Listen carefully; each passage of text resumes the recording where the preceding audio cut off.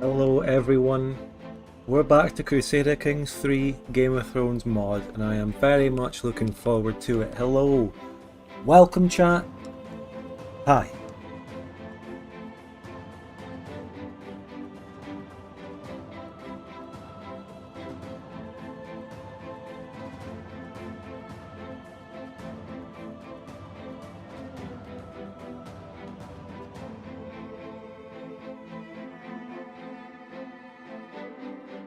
How is everyone doing this fine Thursday evening, as we are back to have a very nice Crusader Kings 3 stream, and I'm just really looking forward to it. You know, I really love this. This is really fun.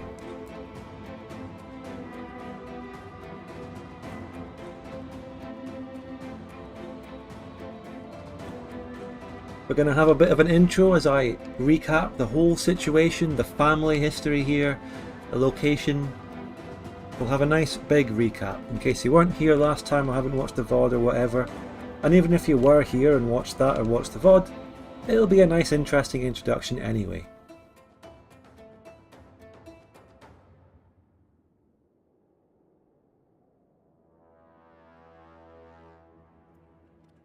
So, in general though, what else have we had? Well, the Bavaria series ended last Friday.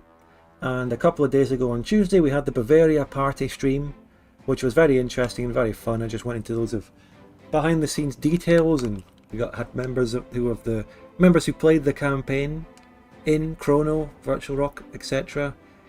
Went through the campaign and how I edited the series and all sorts of things. So if you're interested in that, you can still watch that.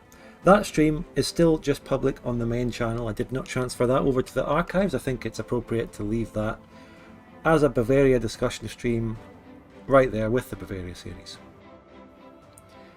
So that was very good. But I was a little bit concerned, right? I think that the YouTube algorithm is not favouring my streams very much.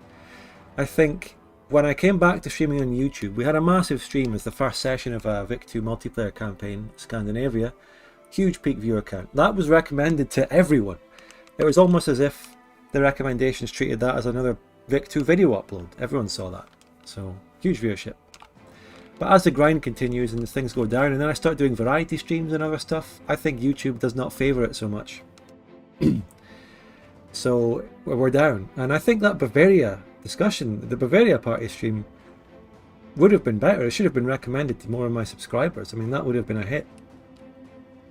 As it was, it only got peak 200 viewers, and the average lower than that.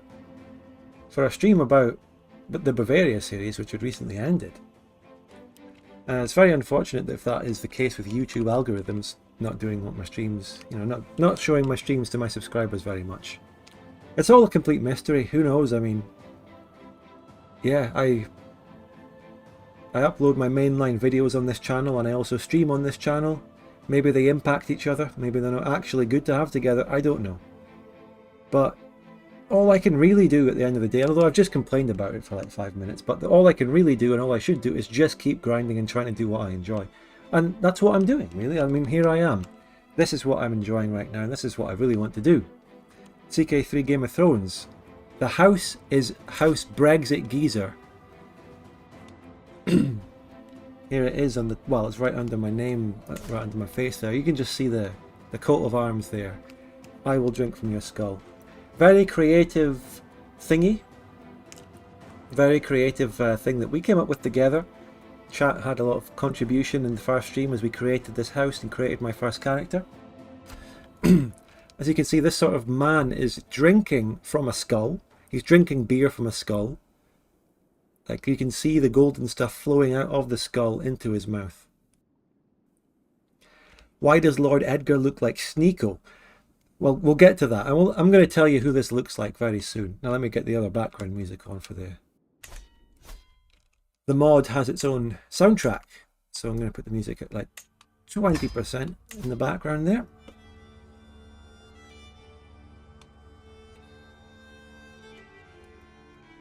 That might even be a little bit too loud, but we'll see how we go. Pint of skull. So, let's get chat on the screen. That's the intro chat. It's big, but I'll lower it down to a more respectable sized chat. As usual, though, there is no real good place on the CK3 UI to put a chat. You know, this UI uses up all the room. The best place would actually be the middle, but it would look horrible to have a chat in the middle of the screen. So I'm just going to put it there. Some of my council members may be obscured by that, but if anything does get covered by the chat and you want to see it, just try and let me know. I'll move it, or if I notice anything myself. Oh, I don't know how to make a transparent chat on YouTube. Twitch chats are easy to do that, but the YouTube chat has to use a specific thing. It's not even so much its own chat widget, it's actually a browser, basically, with the link being the actual chat link pop-out window, so it's more complicated, so there's not really any way to do that. I'm just glad we even have a chat on the screen, because it's hard and wonky.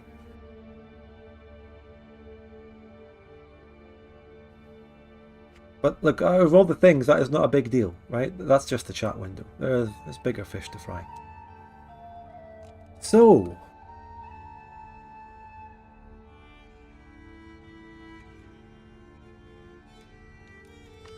I did put a little bit of information in the intro window there. Hello, rig call, by the way.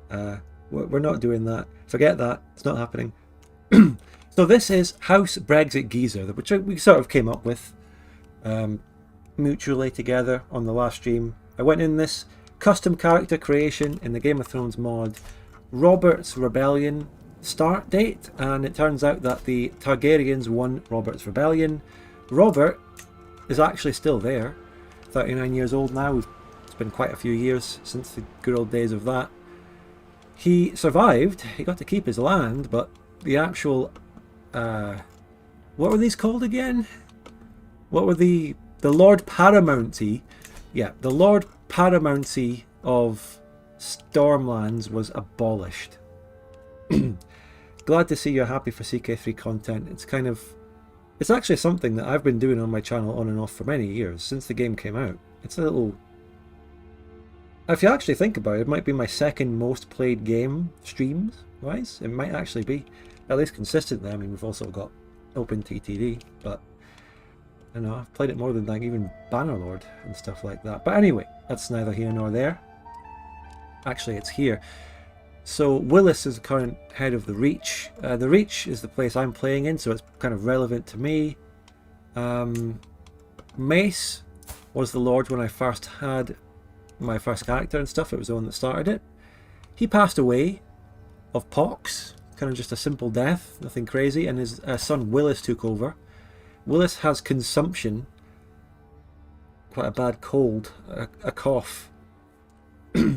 So I don't know how much longer he has. So this family that's running, the Tyrells, are in a bit of turmoil. They're not doing too well. So we'll have to keep an eye on them, as I guess my goal is to take it over in the long run. But anyway, I created my custom character. I didn't think too much about where to go. I thought, okay, the Reach sounds nice. Looked at the Reach. Here's a nice place here.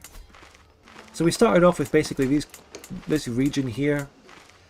Averdire Hall, our castle holding. I've upgraded it a little bit. raking me in 2.42 in taxes. But we started off with my character, Edgar Brexit Geezer. He died at the age of 23. 23, mate. Oh my god. The ripe old age of 23. He had so much potential.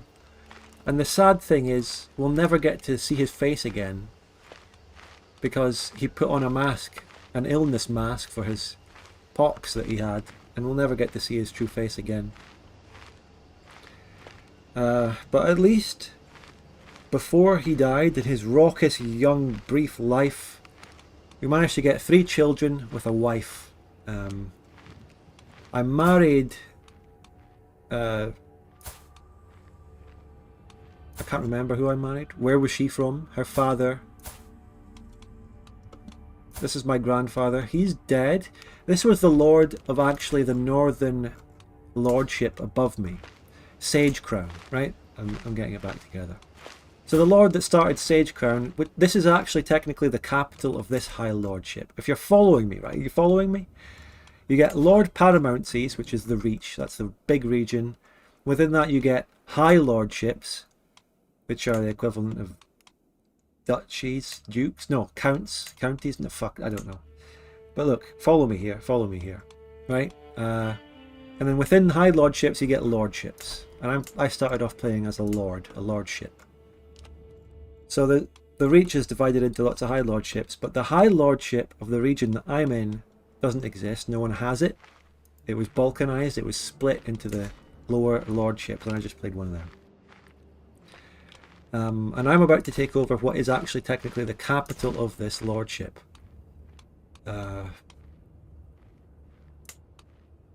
Now where do I find the high lordship and titles and all that? Where do I find that? Some of the CK3 stuff is a bit hard to find in the UI and stuff. De jure part. I can look at the de jure duchy titles map mode, I think, yeah. This is the one. So you got the High Lordship of the Rose Road. This has not been formed.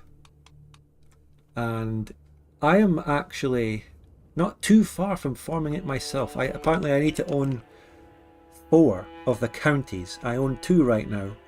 I'm about to take over the capital. So the capital currently is owned by the Lordship of Sage Crown. My grandfather, my current character's grandfather, whose daughter Willem married, was the lord of that. Then he passed away of old age, natural causes, and was taken over by Lord Alakine. That technically makes this character my... And then we have to look at the family trees, but how is he related to me? He is related to me. Modern Paradox UI. I know, it's a bit off. Can I look at a family tree here?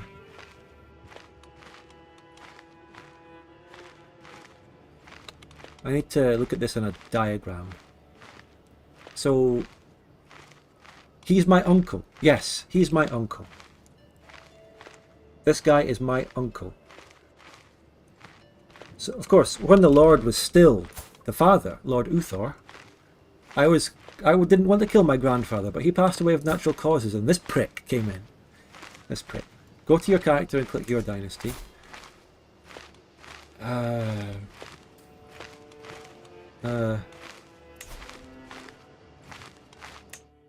Legacies, no, that's not it. Open dynasty tree. Oh wow, fantastic. Thank you, expand to parent, yes. This doesn't really say much though. It doesn't show marriages. I don't know if you can activate that. I want to show marriages. But anyway, this is Lord Willem. Before he died, he did have 3 children. 3 children who have turned out to look very different genetically. I mean, I don't know how the monstrosity that was Lord Willem managed to produce a normal looking woman here, and then this guy, and then this woman, my sister, who I've married off to someone. Wait, I want to look at her. Can we click on her? Yeah, I've got the tree. I want to look at the family relations. I betrothed her to the lord of somewhere along here who's got a big army. I betrothed her to a 5k army, okay? That's all I wanted out of that. I did the same with my other sister, actually. She's betrothed to this bloke here who's like quite a big army. Is he? He's the son of Lord Orton, who I got the alliance with, and that's a 5k army. So we've used those two siblings, those two sisters that we had, to make some strong alliances, which I've used to my benefit so far.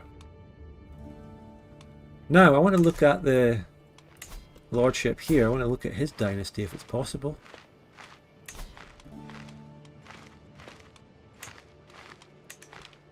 Because this is quite the big dynasty in comparison to mine.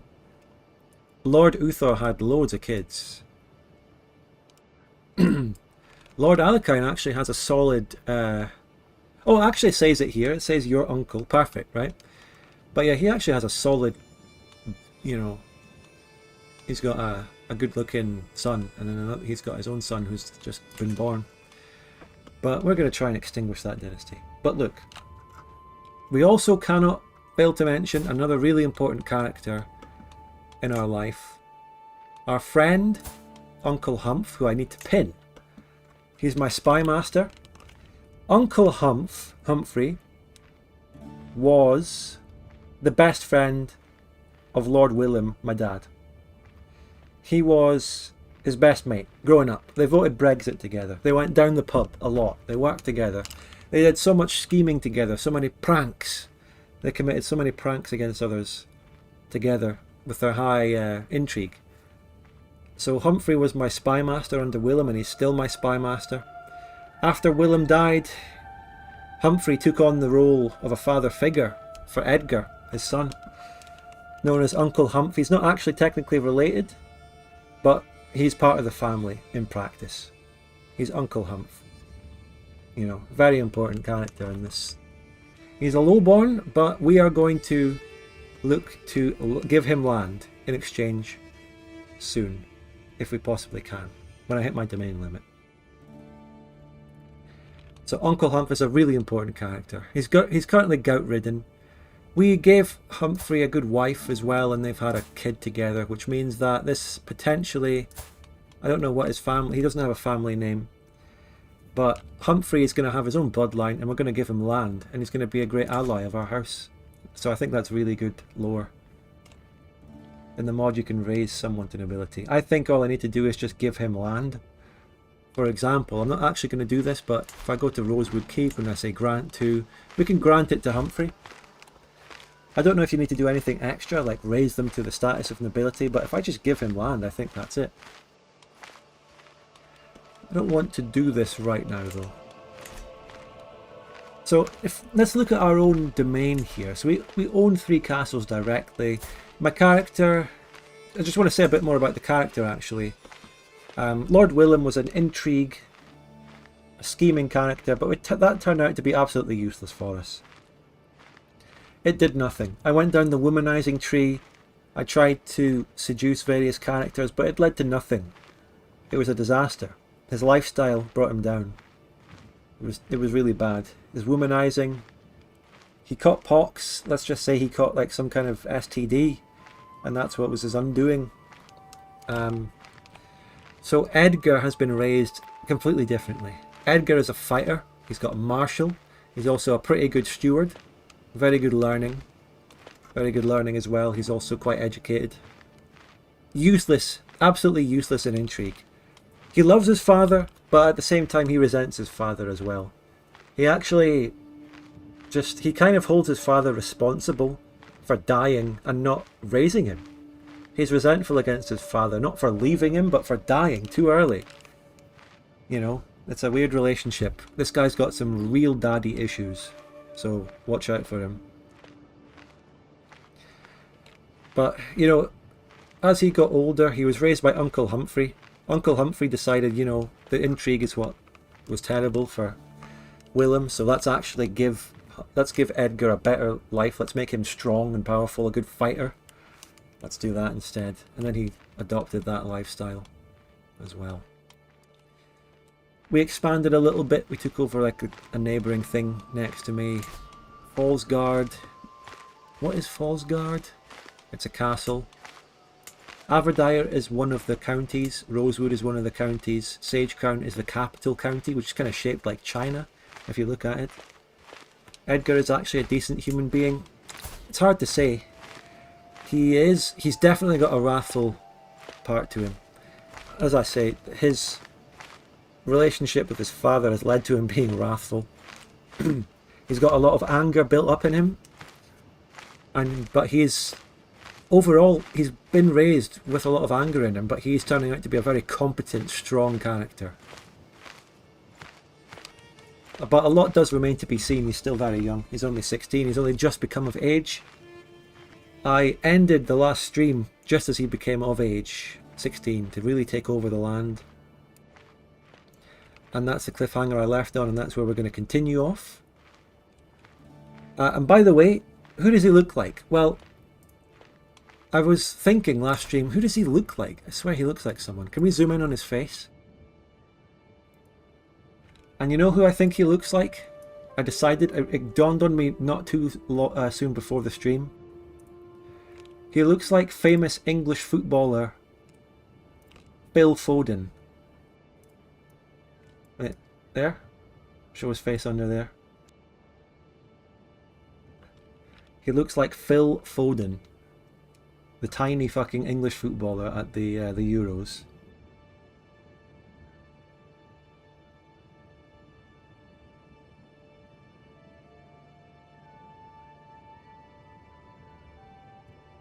That's who he definitely looks like. Overall though, he's just a really small, angry, big-eared Brexit Geezer son. He's not the actual Brexit Geezer, the bald North FC man, but he's his angry little goblin son. He also could easily be a Slav. You could also say he looks a bit like Grisha.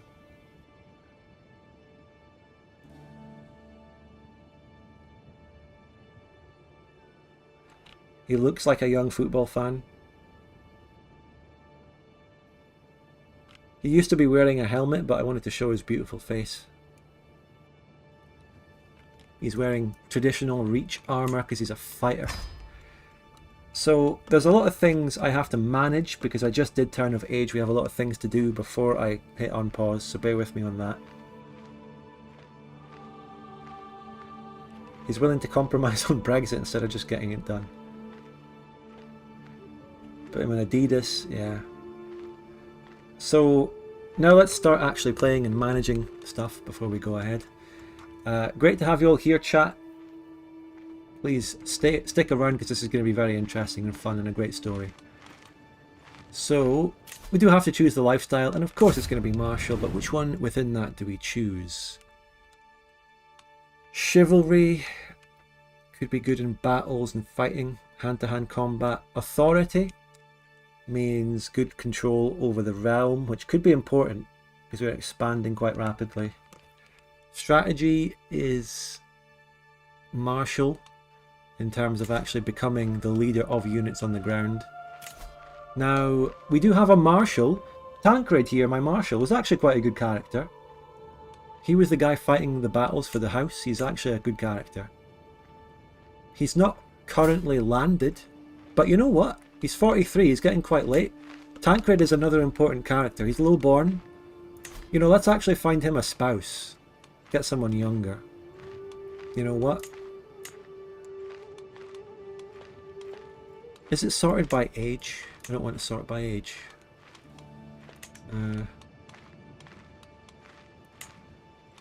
Let's get him a good wife and build him up as a house as well, like a sub-house.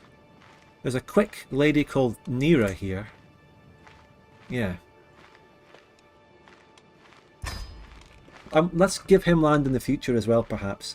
The really important thing, and you know, I was reading a book about some medieval English kings and that lately. What you should really do is when you take over a kingdom or something, you take your guys who are loyal to you and you promote them, you give them land. So those guys that helped you when you were rising up, you give them land, you reward them. You get rid of the people who were landed by the previous regime, and you put your own people in place. So we're building up Humphrey to take land, and we're building up Tancred. This guy's a good guy. He's not the best marshal, and my own marshal is 16, which means I'm actually technically perfectly capable of leading my own armies now. Tancred, he, I don't have anyone better for Castellan. We could make, nah. We do have better Castellans, so we could put, there's a vassal here, Master Oban. That would be a good one. There we go.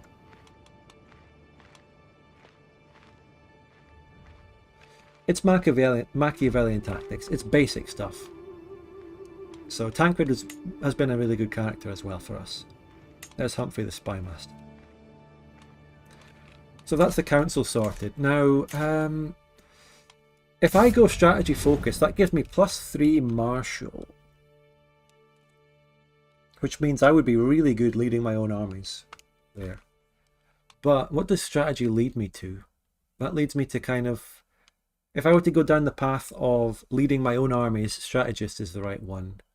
Gallant or chivalry, I think that kind of is good for marriage and stuff like that. And we do actually, I didn't betroth him to anyone, did I? No. We did actually. Oh shit, okay. There's another important part of Lord Edgar's story actually. I almost forgot, because I was looking at what we have here is actually Edgar's mother, the wife of Willem Brexit Geezer, Lisa Uffering, which is actually really awkward because she's from this province to the north. That was who we married, you know, into that house. So we probably should try to get rid of her. There was some event about Lysa as a influenced, you know, there's an entrenched regency here. I want to get rid of that.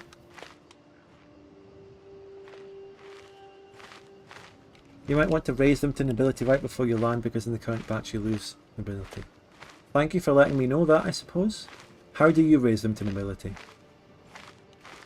If you lead your own armies without stalwart leader. Tell me about this nonsense. What is stalwart leader? Is it in here? Or is it something that is different? Chivalry gives you better knights and officers. Overseer? What would overseer be for? Just managing your own realm? Yeah.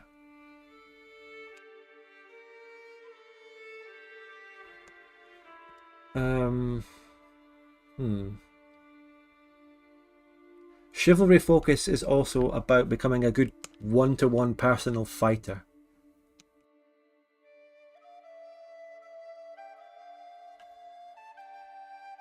Stalwart leader. Oh. Marshal, it's right there, it's the first one. I think that is a good one to go for. All of these are really good. I'm picking this lifestyle, but which these 3 things, I can choose any of these. I can choose any of these and then go down any of these paths, right? It doesn't really matter. There isn't a bonus for going down one. Strategist is good for army leading. Chivalry is good for one-to-one combat. You know, I think I kind of fancy making him... We can put off the leading of the army to Tancred, or maybe even a better marshal, while I focus on becoming a good one-to-one fighter. Maybe. Chivalry is also good for knights and armies.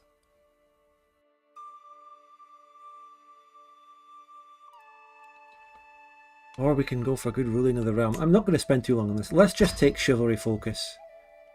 Let's just take that, and then we're going to get stalwart leader as soon as we can. And maybe we could put him in the army, you know. We could put him in the army.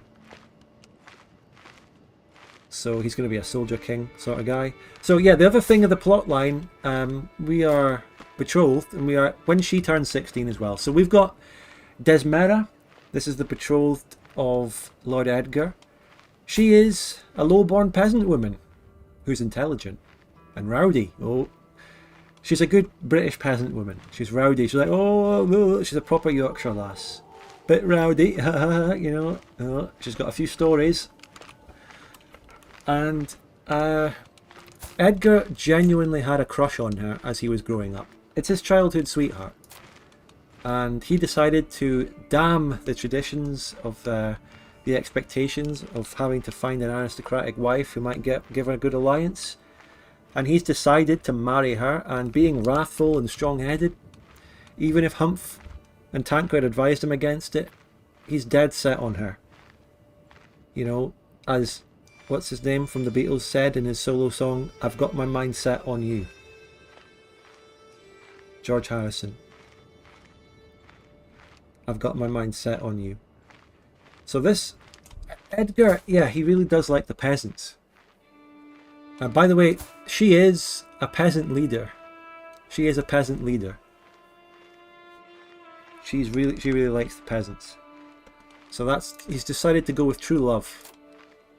But she's still like a few months away from turning 16, so we'll marry her when that happens. Be loyal to her. Yeah, we're more chivalrous and gallant than my father, who cheated on everyone all the time. Now, let's end the entrenched regency.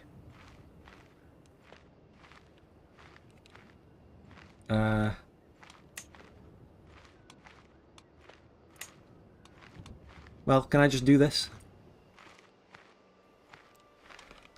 Just warn me if anything terrible happens without offering her anything. Because I just want to get rid of the entrenched regency. It's about time we move on. She did oversee, she raised him, but it's time. That ugly guy, I just talked about Humphrey, he's still the spy master, and we're going to give him land later. It's fine, don't worry about Humph. Just upset, yeah, okay. Discharge that, right? I don't need to station that. We can negotiate alliances maybe. We can get an alliance. Oh, that's actually with the guy to the north based on the relationship we have with that house. I don't want that. Who's this and why should I pardon her? I don't care. Do I have anyone in the dungeon? No. We got a maester. This maester, by the way, we tried our best to heal our father when he was sick, but we didn't do it. We actually took a risky cure that really backfired and failed, unfortunately. So, I think I'd just been at war or something, and I'm about to disband my armies. While my armies are raised, I can't declare war on him. I think we're almost ready to do that. Is there anything else I need to manage? Because I think we're good. I think we're good to go. Finally, I'm pausing here. Let's go. Disbanding the army for now. We got a decent bit of gold. Tancred is getting married to someone, I don't know, crazy peasant. That's good for them. I'm no longer sharing power. Excellent. Soon we'll be able to get married. So am I allowed to just declare war on this guy? Let's just look at this. I'm not saying I do it right now. I can 1v1 him without calling in my allies. I think he's busy fighting some shit anyway. But we can't do it because we can't do it for prestige. We need to build up some prestige first before we go to that war. We need prestige. There is some war happening. Liberty War. There's a big civil war in the Reach, actually. I'm not actually sure what's going on here. Am I in this war? Whose side am I on? Old Town? Old Town and some other people are kind of rebelling against the Tyrells for more liberty, and they're sieging down Highgarden right now. It's crazy. I don't really have any dog in that fight, though. Wait, am I technically at war with Sage? Wait. Did I inherit something? Whoa. Hold on a minute. I inherited Petals. It's a castle. But I'm at 4 out of 3 now, actually. So, Petals. Is this a good one? No, it's a level 1. It's shit. Rosewood Keep is actually a level 4. Or it's a level 2 castle. So, I'm going to give away the Petals, I think.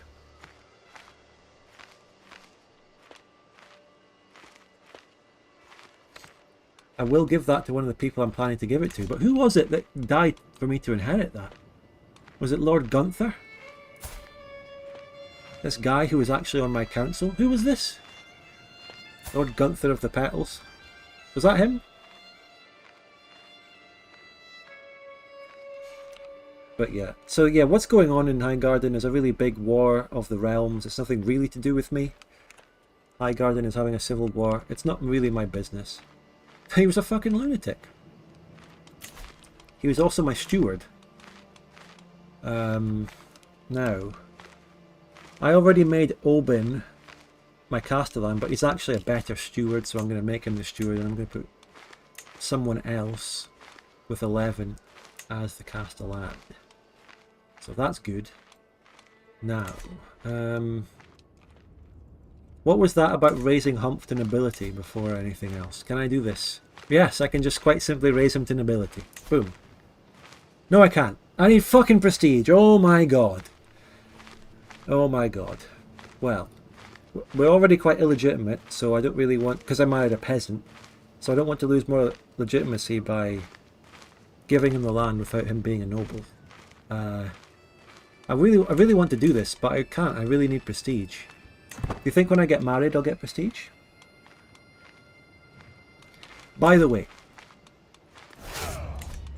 I'm leading my own armies, but I'm technically, due to the big lordship shit going on, I'm actually technically at... Oh, I was about to say I was technically at war with the person above me that I'm going to kill later, but someone else came and wiped them anyway.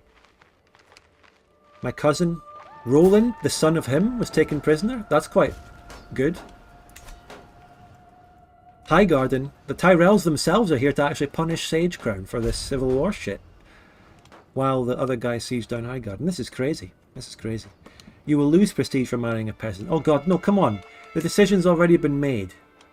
The decision has already been made. Surely I don't still get punished for it. I'll sort this out. The prestige situation will be sorted out. We're being sieged by 69 troops. What the fuck?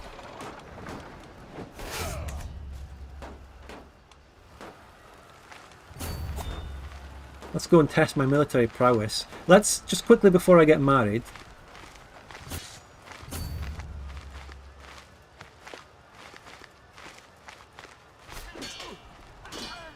Aberin, who's he? Where's he from? Courtier of Lord Paxter. Somewhere down there. Alright, we can get married now. I'm going to lose 200 legitimacy for this, but she's intelligent. We're doing it for love. Oh my god, we do lose another 150 prestige. Divorce the peasant woman. How about you go backseat someone else? I'm trying to create... You know, the game sometimes punishes you for trying to create an interesting story rather than playing optimally and doing what tryhards in chat say. But I really want a story here. I told you the story of his love. And I'm going to go with that. I'm going to go with the love. I'm going to go with the story instead of playing fucking... Oh, prematurely, 50 prestige. Oh. Fucking hell. We're married. I married a lowborn. I don't care. We love her. It's his childhood sweetheart. We will fix the prestige situation with many other things. Such as... You know, something like this. We're going to go on a hunt or something. I named my cat MK Ultra Fondler after our favourite super chatter.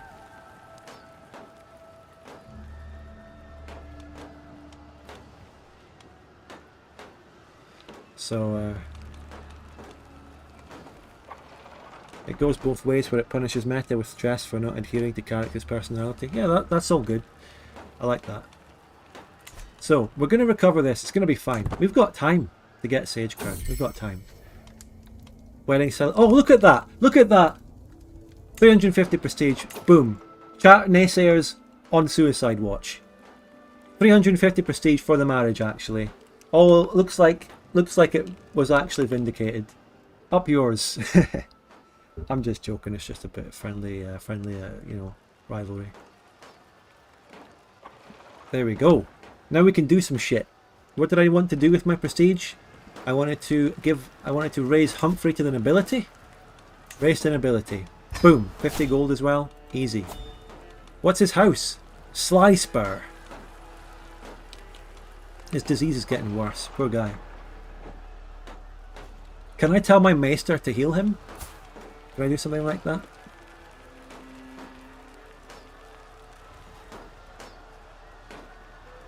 Komodo is asking about my culture, but I'll look at that later. Yeah, it's all good. So we can rename him, I guess. We can actually customize his house, but what can we go for? We can give them a motto, something similar. It's got to be, this is like a cadet branch of House Brexit Geezer. You know, it's something similar. What's something to do with an Uncle Humph or Uncle Humphrey? Wait, I can't write anything here. It's not letting me write. We could just call it House Humph. Something really simple.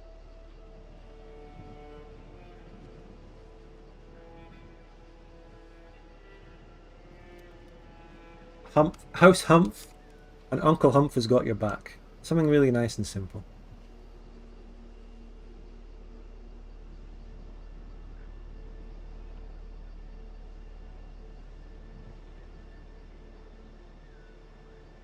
House Humph.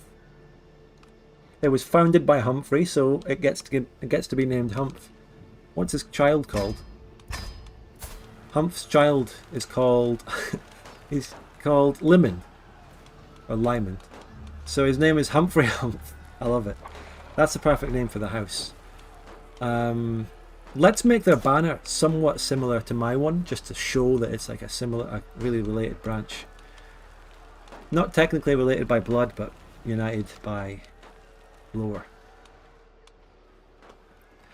Now the colour of my branch is, I don't want these nice things.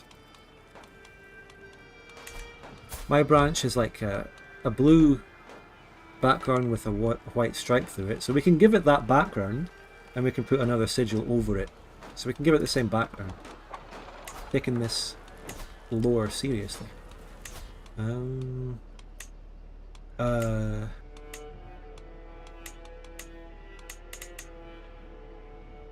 Okay, we're going to start from scratch on that. Fuck, I backed out entirely. Hold on, bear with me. Humph. We can give him the barbershop treatment as well if we really wanted to. So it was that, with the background being blue. And we can put anything on it. We can put any kind of emblem on it.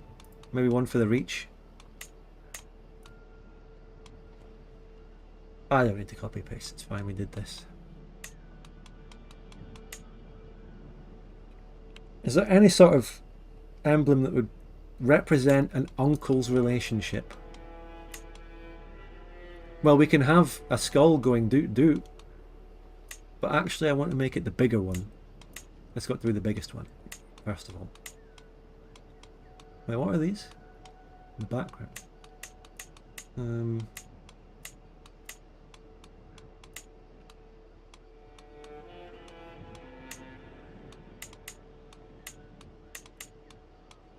I'm so confused. Why is there a bunch of extra shit?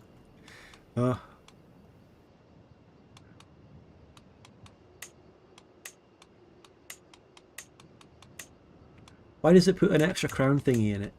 That's annoying and weird. Anything interesting in the north?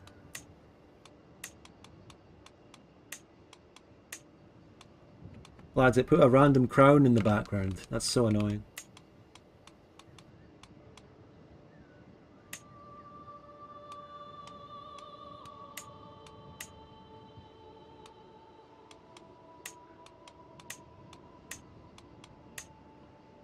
You know, let's just have a squirrel with an arrow.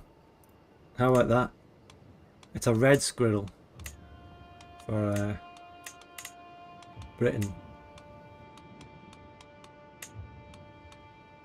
That's basic enough. Let's not spend too much time. We might even have to go through the same whole process for Tancred. Now, let's give him petals. So, obviously, he becomes a vassal. He gets even more relation with me, although could we even get any more relation with me? He's loyal. He's loyal to us. Look at that. It's beautiful. That's fantastic. So I just need to make Humphrey my spy master again. I don't know why he was kicked out of that. He should be my spy master.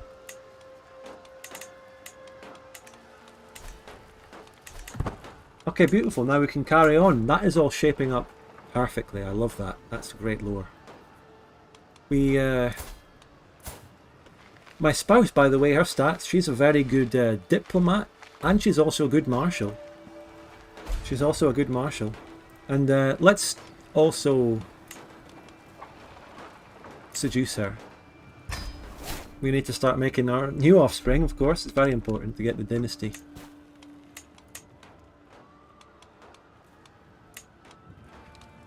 Who are these criminals? I can't even remember what any of them have done.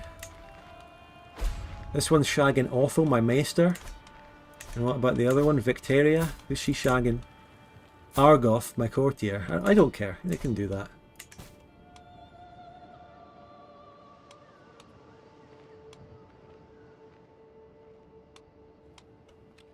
Got a bit of gold. Averdire Hall is my main place. We can build something here. We took the first meta building, which lowers the cost of the rest of the buildings. Of course. Dopey Cat. What does Dopey Cat do for me?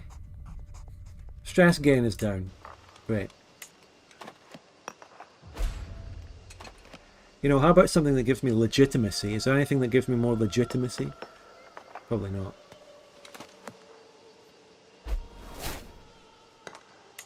Oh, there's crazy shit going on in the Tyrell family. Willis has died. There's actually crazy shit going on that we should look at. I suppose I'm just going to have to ask, but chat, the people that know stuff in chat probably should just recommend me a good building here. I guess you're going to have to. I quite fancy a stables and then building some cavalry.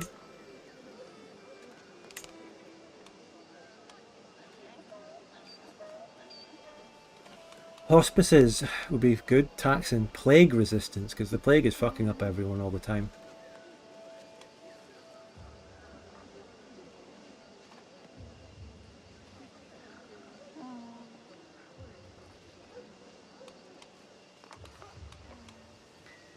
Windmills are good for the future. I already built a windmill.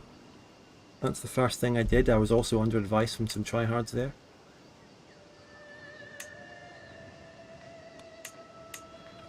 The hospices doesn't do much more than give me plague resistance, but it's also expensive.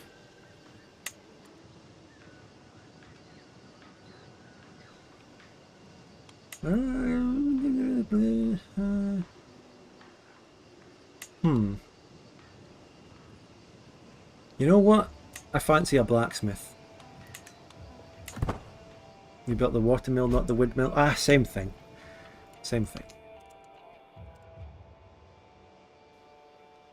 Now we just need to sit and consolidate and build up and seduce my wife and stuff like that for the time being. Really got to consolidate. The plagues though, I can see why people play with a no plagues mod, because this shit is so annoying. Even just seeing the constant pop-ups. So my sister can get married now, that's good. It's not matrilineal, so she's off. Florentina is off. Forging an alliance. Look at this giant guy. So that's going to happen. That's good. Solidified an alliance there.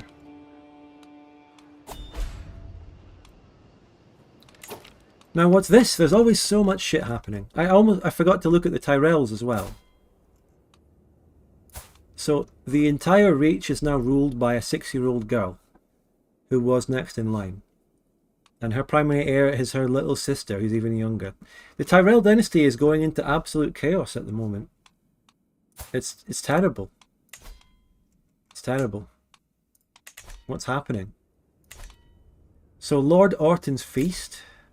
This is a big activity which is going to cost... It's going to do some events and stuff, but you know what? I'm going to do it. And I'm going to stop and read events this time, because I know I was really hasty about this sort of thing last time. So I'm going to do this well. You know chaos is a ladder though. So let's go to the feast. Let's travel through all these plagued lands. Yeah, we're going. Good. So, journeying through Woodvine, you pass a peculiar looking tent. He's going to give me a reading of my future travels for 5 gold.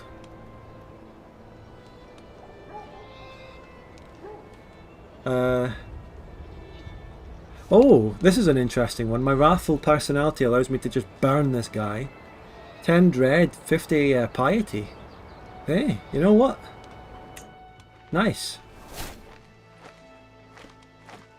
Building up lore here, building up lore. Passing through a battle, and we're there. That was good, that was nice and quick. What's going on? We have a lovely time ahead of us. See, we're even gaining prestige. My intent. Can I do anything else? No, we're going to be recreating here. Very nice, yes.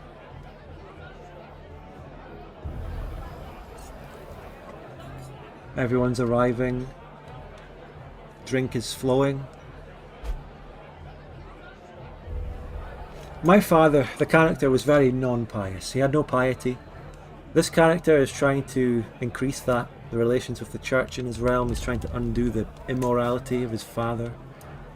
And I'm going to take the Head of Faith, get some gold, thank you.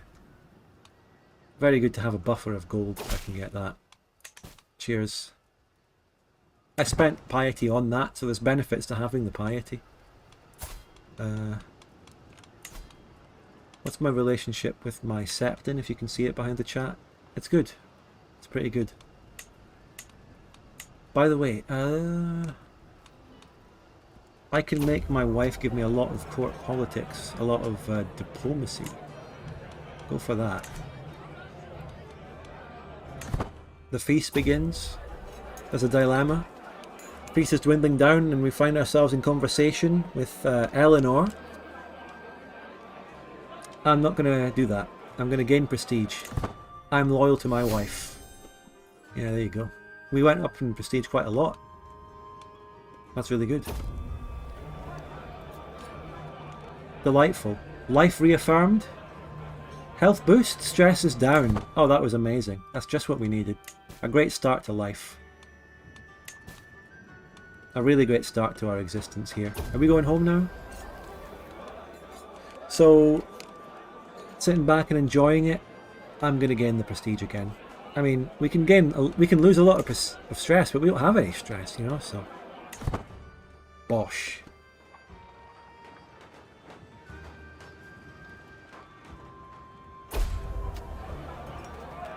Slight delay to the serving of the food. Okay. Well, another thing. There's so many opportunities to lose stress here, but we don't have any, so we can take all the other options. By the way, declaring war on this guy he's in prison. When I come back home, we're going to think about just going straight to war. So, Quentin has had too much to drink. And he vomited on me, so I'm vengeful and wrathful.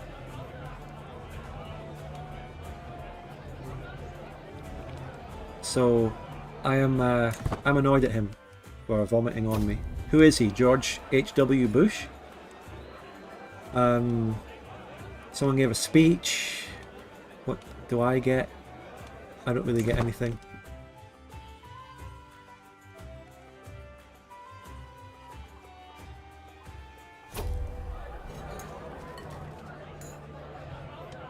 Alright. We even get some legitimacy, which is very important.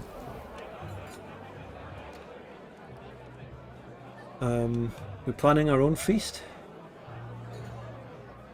I have other pursuits. Not too interested. Let's go home. Nice.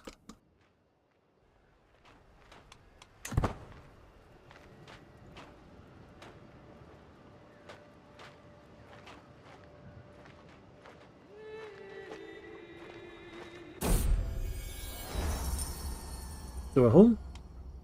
Okay, very easy. Very nice thing. Good stuff, good stuff. Now, the plan. Sage Crown. He's in jail, but we can still just deck on him. He's got no troops. I don't even need to call in my allies. Why can't I declare? Okay, we need to wait for him to finish that bullshit Lord War. Okay, we need to wait for that. We need to wait for that. Okay, fine. But we're itching to go.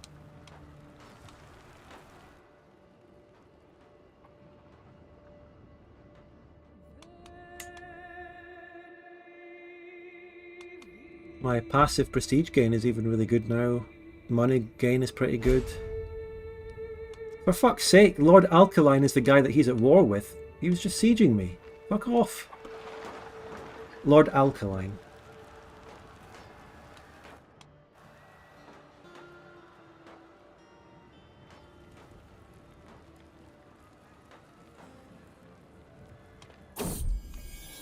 Oh yes. Wife's already pregnant. This guy is looking even angrier as he gets older. Hello chat, by the way. Hello chat. He's getting even angrier as he gets older. Which is quite unnerving. I guess he just had some very big success with his wife. You know what I mean.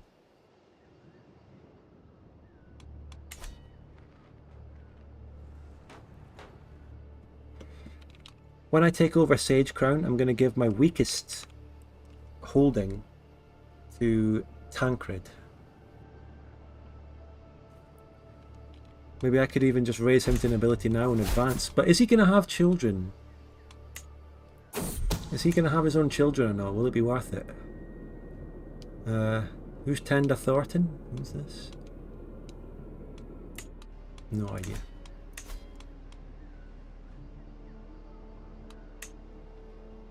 I've got a hook on Humphrey, but there's nothing really I want to use that on. I could technically fuck over Humphrey and make his vassal thingy.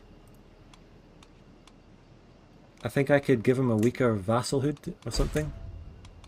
In terms of the relationship. I don't know. But it's fine. So I don't even need to seduce my wife. We already got her pregnant in the process.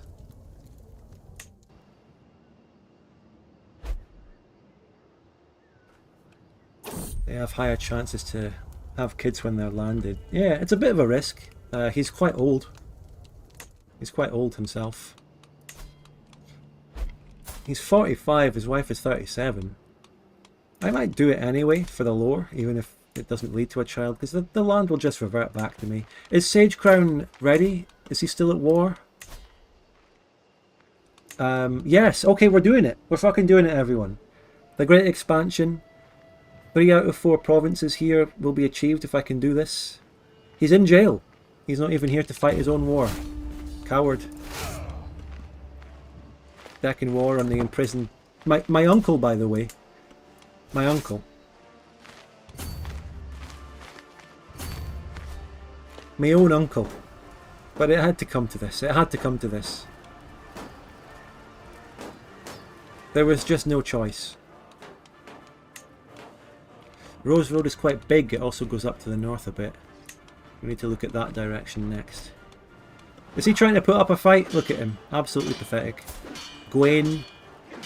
I think a brother of the Duke here, the Lord. I like the mod. Actually has large armies. I feel vanillas are too small. Yeah. I've got a solid 2k army now and I'm not that big. So yeah. We can ransom someone for 30 quid. Sure. Nice. MK Ultra Fondler. Oh, Desmara is allergic to cats. I have to give him up. Okay. I'm going to give MK Ultra Fondler to Lord Humphrey. Have I got another guy called Humphrey? I've got another vassal called Humphrey. Well, there you go. It is what it is. If I look at my 4 vassals, they're all quite happy with me. That's good.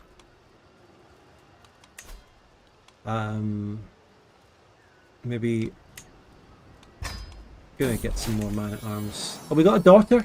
So I always like to name children in CK3 after super chatters and members, but unfortunately we've been streaming about an hour, we haven't had any yet. So anyone want to step forward? I can use this opportunity to go and have a cup of tea, come back and see if we can find a name. I'm going to let chat decide. You can decide on a name, you can argue about it if anyone is there. I'll be back in a couple of minutes and we'll see if anyone has come forward with a name. I'm going to go get my cup of tea. Hope you're enjoying so far. I'm really enjoying this, even though not many people are watching it, but I really appreciate those of you who are here. It's great. Yeah, let's go and do this. Back in a minute.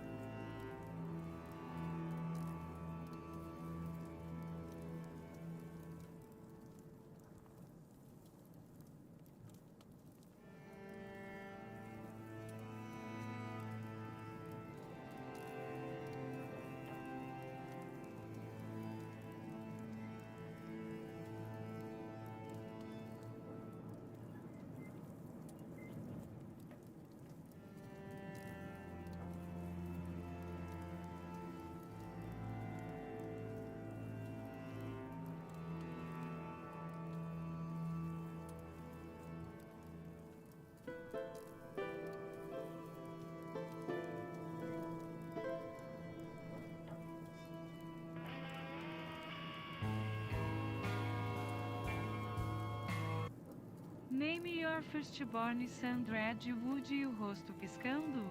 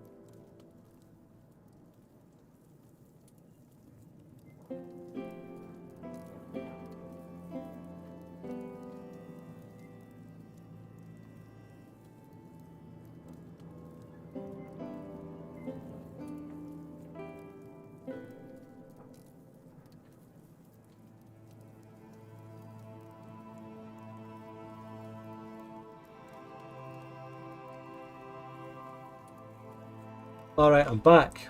We have Dread. I'm going to name my first son Dread. So we've got a name set aside for the first son. Very nice. Thank you. Thank you very much for the super chat, Dread. Appreciate it, mate. So, what are people suggesting? Well, people in the chat seem to like Georgina. Shall we just go with Georgina? Why not? Well, hopefully we can climb up to over 30 viewers again, eh? Georgina will be nice. Why not? How is her genetics? She's got funny looking genetics, that's nice. We also have my other sister who looks... This is probably the best genetic offspring of Lord Willem. I mean, look at her. That's really good. So we're marrying her off now for a good alliance. There we go. She got some upgrade in her wardrobe when she went over there though, eh? Congrats. Congrats to her. So we're going to continue sieging down. The fort level is too high. Well, we'll get there eventually. Oh no, she's sick. Tell you what, you know what? we have to make some siege units. Let's make some mangonels. I mean, what's better? There's different types of siege weapons, but it doesn't really tell you which one does better. Does anyone know the stats of these? Does anyone recommend a siege unit to get? Because I don't know, it doesn't say much.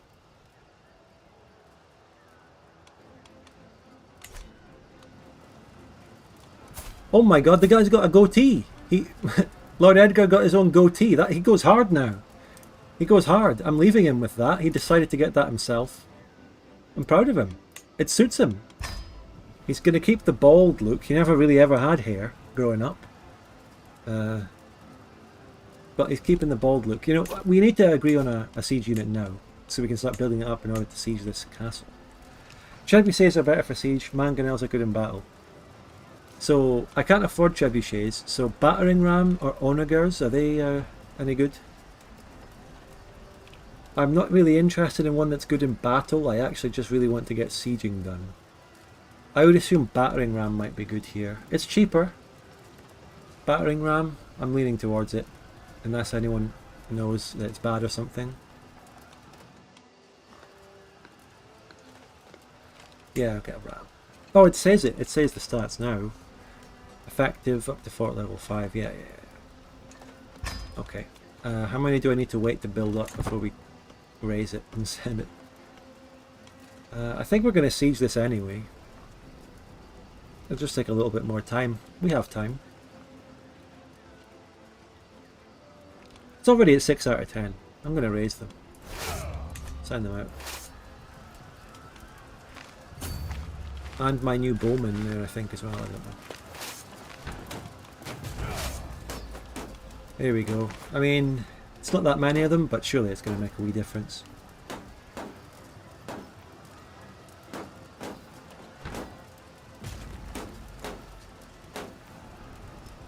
You know, by the way, I'm looking at my chat. I'm not seeing the Sea of Green. Remember the Sea of Green memberships we used to get on that Scandinavia campaign? Oh, it was beautiful. Have we been invited to another bullshit thing? We've been invited to a hunt. Where's this guy? It's down there. Oh, I don't know if I can really turn it down. By the way, where is the activity screen? Oh, it's there. Well, that's where I can make my own one. Is the siege actually progressing? Yeah, it is. It's a bit slow, but it is. So, you know what? Honestly, I'm going to turn that one down. I'm sorry. I don't know you. I'm a bit busy. Don't want to go through the travel events yet. Again, we'll do it later. I'm going to have to turn that down. It's important in life, guys, to learn when to say no. And you know, I try to be quite an agreeable person as a person here, speaking as a person.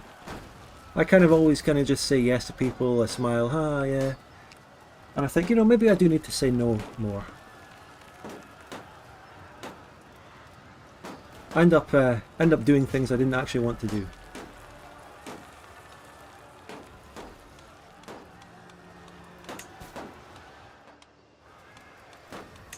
So, in order to start, I'm not going to go to that guy's hunt.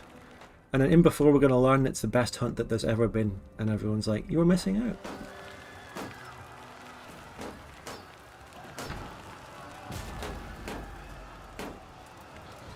You burned the man alive for palm reading. What's that got to do with it? That's a non sequitur, sir. That's a non sequitur. And that was a very advantageous thing. Listen, you've got to understand, this is basically the medieval times. As modern soy jacks will look at that and go, you'd burn a man for palm reading? But back in the day, everyone's like, oh my god, this guy's possessed by a demon, he's a sorcerer, it's a witch.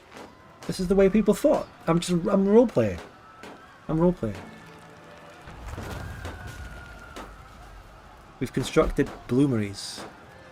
Religious head established. The drowned god has a new religious head. Someone was asking about my culture, by the way. I mean, I don't really know much about the culture mechanics. Lord Mathis of Golden Grove is the culture head. And by the way, oh shit, what happened to that gigantic Liberty War? Oh, did the Lord Paramounty break apart? No, it's still there. Julia is still in charge. I don't know what happened. I think... perhaps... Okay. Here's what must have happened, right? If that was a war for freedom sort of thing, my liege in the Reach has put the Crown Authority down to 1. Which is good for us. We get more freedom from our lord, I think. I'm sure people would agree with me. I'm technically able to pass my own higher Crown Authority as well. Is it? I think it might be very beneficial for me to do that, especially nice and early while I can. I do have good relations with all my vassals right now, including Humphrey. Think it's a good idea to do this right now? If I do this now, it will stay 3 as I go forward, right? And it might be harder to do it later. Would you agree with that, people that know the game well?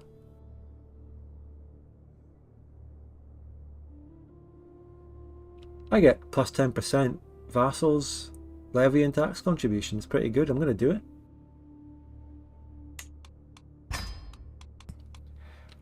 I've got the prestige. So if we go back to me, go back to my vassals, everyone's pretty happy with me.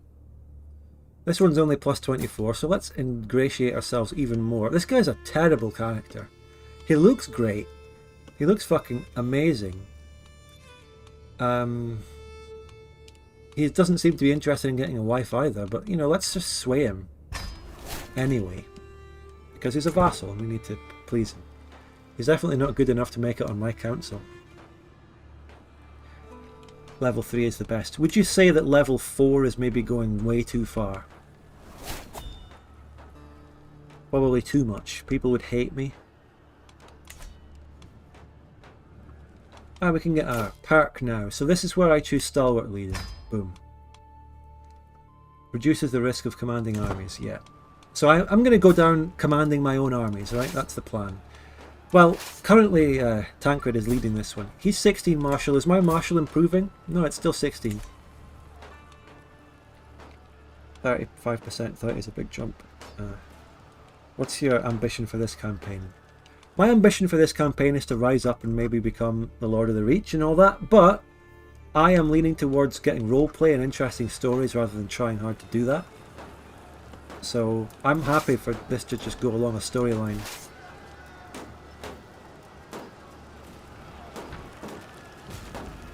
Let's just stick with level 3 Crown Authority going forward. Don't need to change that again, it's fine. So.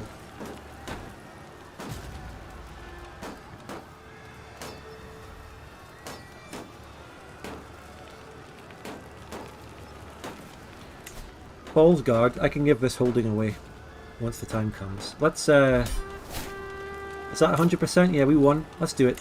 Let's peace out right now. Beautiful. Look at that. We've expanded. 50 legitimacy. We are very, very good right now.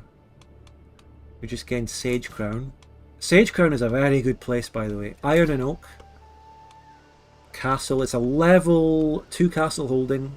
Loads of highly upgraded buildings. This is very good. I need to keep that. Absolutely going to keep that.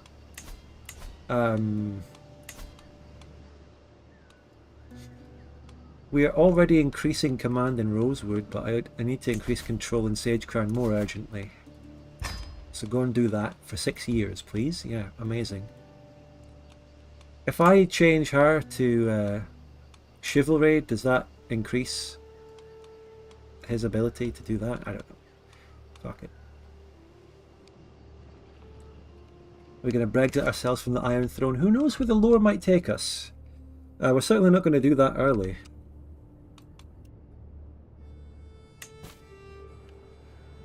We were talking about House of the Dragon last time as well. I haven't watched House of the Dragon, even Season 1. I'm thinking of going to give Season 1 a watch at some point, but I'm hearing very mixed things about Season 2.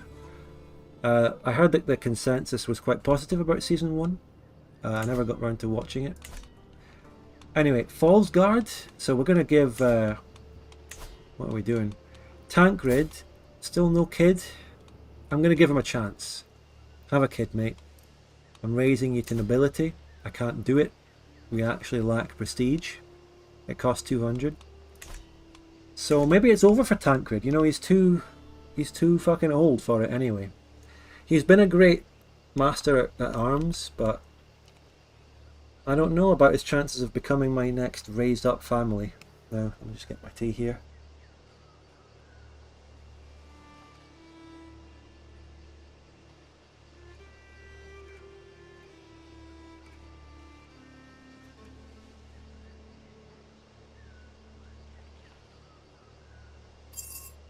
Yo, is this MP? No, but hear me out. We're having a great time here. So I'm not going to raise this guy.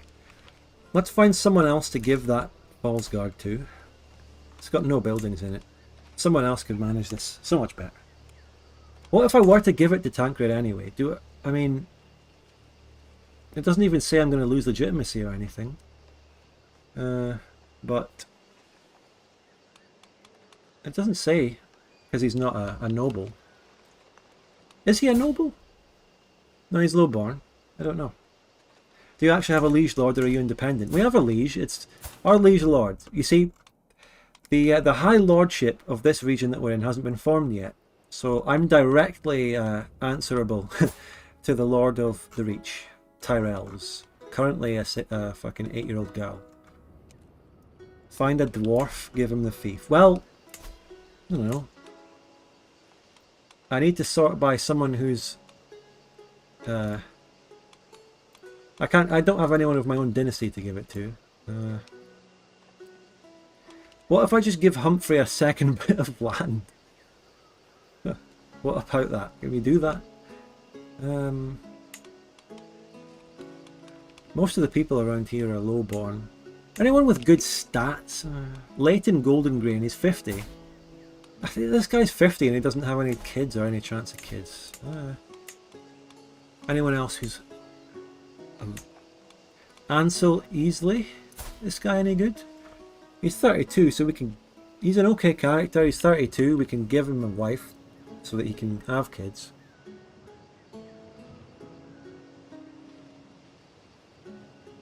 Give it to your daughter. Why? I don't... Well, my daughter's like 3, if that. I don't see the point. I want to give this to an actual person who's going to be a serious vassal. I don't want to get this land back, you know. I don't want to inherit it myself at any point when they die.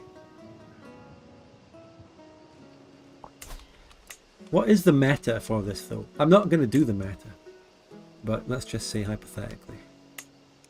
Conine Surton has been around for a while, though. I think this is a pretty good character, but again, he's 49. No kids.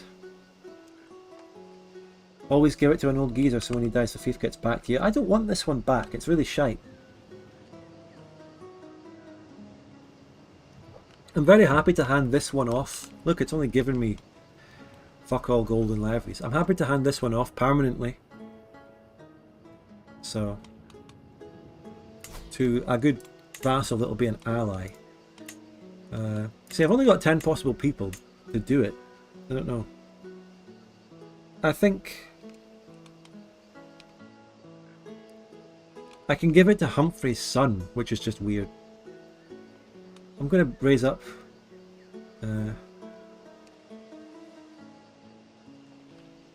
Ansel Easley. This guy is he's noble. He's got a house easily.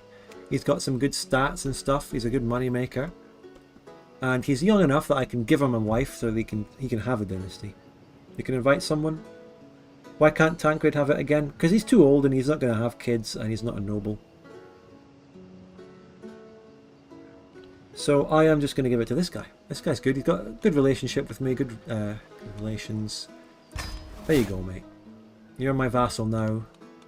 The relations went down because of that. So...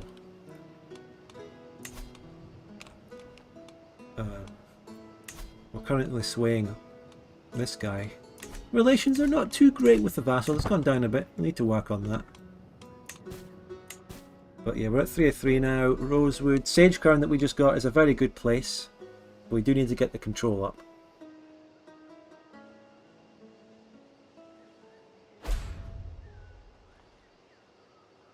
Easily as trash, no stat above 10.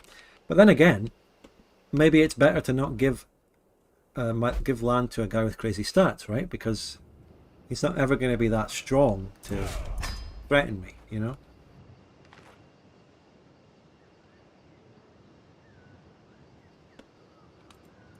So anyway, that's some very good stuff. We've got all these casus bellis on a bunch of islands for slavery. It's kind of... These casus bellis are a bit annoying. I want to dismiss them because they're not relevant. Hopefully we don't get any of them back. Oh, this Larissa here is a 10 out of 10 apparently. According to the game.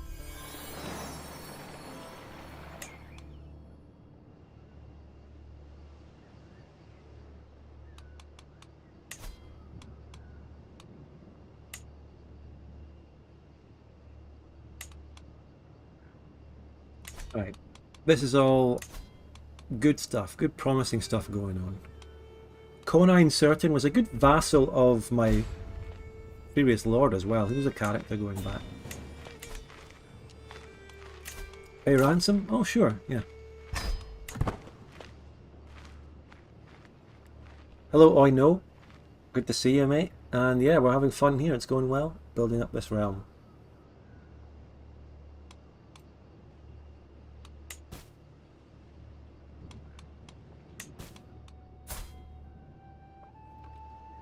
We really need to be having more kids now, though. That's really important. We've only had one kid, and my wife hasn't been pregnant again, so she needs to wait for that to happen. That's the most important. And I don't know what that is, Stalker. Let's go up to speed 3 and get through this.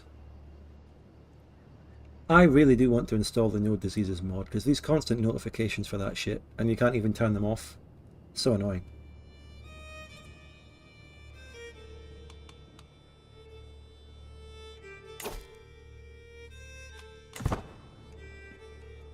Yeah, maybe, are there any hunts or anything we can go to at this point? Lessons from the past, so we're gonna read some books. So I can gain studied and no battle, which is +1 martial. Or for 90% chance I can get 100 martial experience. This is way better. I got that, right? Yeah, holy shit, my martial has gone up so much! Whoa! Where did I get all that from? Skilled Tactician, is that one that I just got from that book? Is that what I got from the book? I think it is.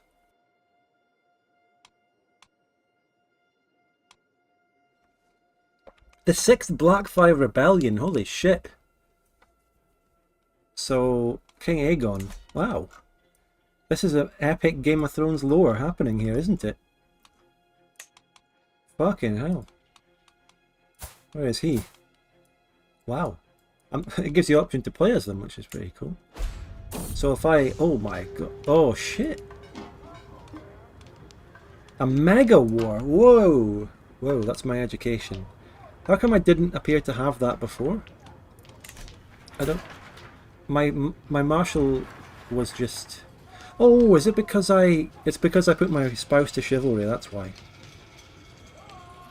That's what put my martial up so much lately. But I'm going to put her back to diplomacy to get better relations with my vassals. Domestic affairs, yeah. Okay. As for this though, I'm not going to get involved in the war. I mean, how strong are each of them? King Aegon of the Blackfire host has 10,000, but the actual realm has 50,000. Who joined the rebellion? Holy shit. Dorne, the Vale, Riverlands. Lots of people joined that rebellion. That's huge.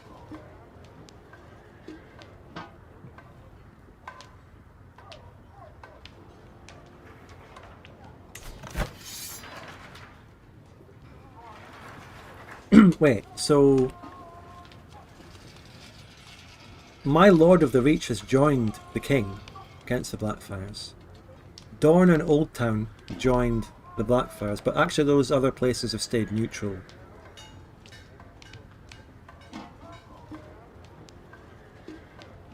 So yeah, they are neutral. Yeah, Tempest, yeah. This is interesting. If I could just... My natural response is to just sit this out. But if I did actually join it on the safe side, if I joined it on the side of our actual king, Rhaegar. This is Rhaegar Targaryen, by the way. The heir is Prince Aegon Dragonstone. Queen Marina of the Iron Throne died not even that long ago. If I joined the side of our king, right, that would give me the opportunity to go to war, like maybe raid some places, I don't know, get some prisoners, ransom them. But there's some big drawbacks. I mean, we could just go around trying to get some stuff, but then a massive army could come along at some point and just kill us. And we could be sieged down and fucked over. Is it the risk we want to take? Or is it another possible benefit when we win the war? The king might grant us some land for our troubles.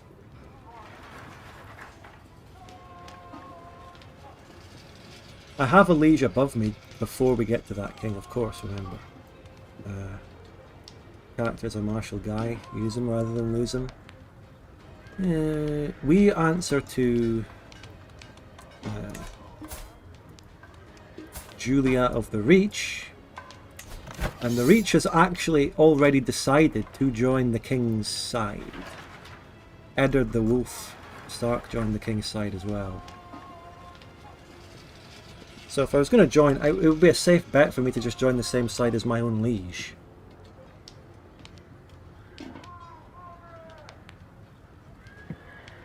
And yeah, Old Town joined against the king. It's possible to join later. But we've got this amazing event in front of us right now, and I think I just want to join on the side of King Rhaegar and the side of my own liege. A true Brexit geezer would be in on this, supporting England against an outside invader. But yeah, we can go and raid Old Town or some other places nearby. I think this place... Who is this? I don't know. It's too many to list. But I'm joining. I'm going to do this. Wait it out. If I wait it out, I'll get to see what the progress of the war is. Lessons from the past. We're reading more books. So 100 martial experience. 20 years of this. So martial +1. Friendly fatal casualties minus 20%. Or learning +2. I'm studying that battle for another martial.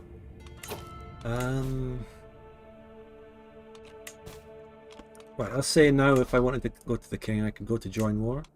Yeah. So let's say hypothetically, where's that war? How do I look at it? Here's the war. Same again.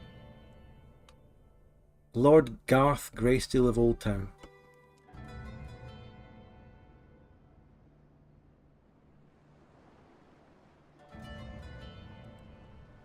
The war stats, is that 215,000 versus 100,000?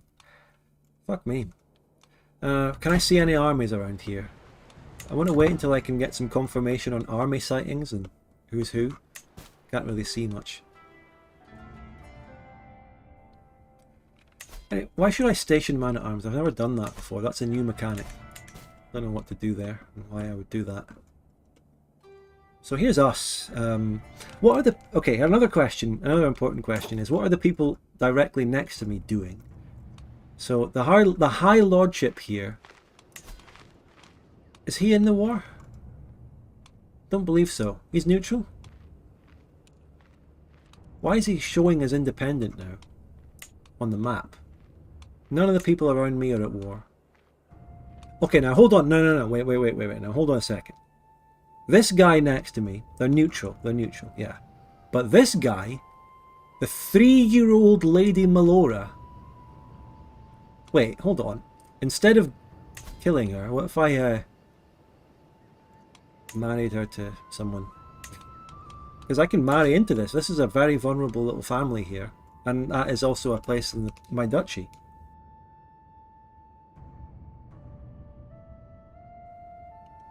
You show as independent when you go neutral. But this person, this insane 3-year-old girl, has decided to join the war against the king. Like, that is confirmed. This little person has joined the war against the king. But yeah, I understand that most people are showing up independent are just neutral. Okay. But the Grand Seed has joined.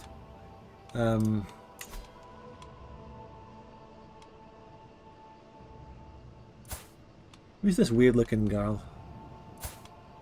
It's like a bastard. Is this the bastard daughter of my dad? She's friends with my wife. Is this the bastard daughter? I think it is, actually. Yeah, no, is it? If you look at her. It was never revealed, remember? And we know, look, she's a bastard and she's called Flowers.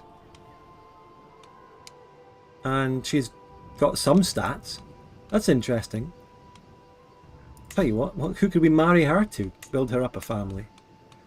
Pin. She's blood. She's related to me by blood, but it's not really revealed to the world. The secret died with Lord Willem. The secret died with Lord Willem. It did. Your long-lost half-sibling is friends with your wife. Yeah, and how the fuck did that happen? Is that a crazy coincidence that this is friends with my wife? This is a 3 out of 10. No, this is a 10 out of 10 in England, sorry, I should say. I could tell a mile away by the face. So, what do we do with her? Is there anything... For the LARP? We should do something with her for the LARP. But everyone here we can choose is too old. Can we marry her to one of my vassals? What are my vassals looking like? Lord Humph is doing okay. He's got a son. What if... Oh, okay, right now, hold on. Wait, whoa. What if I marry that bastard daughter, the Lord Humphrey's son?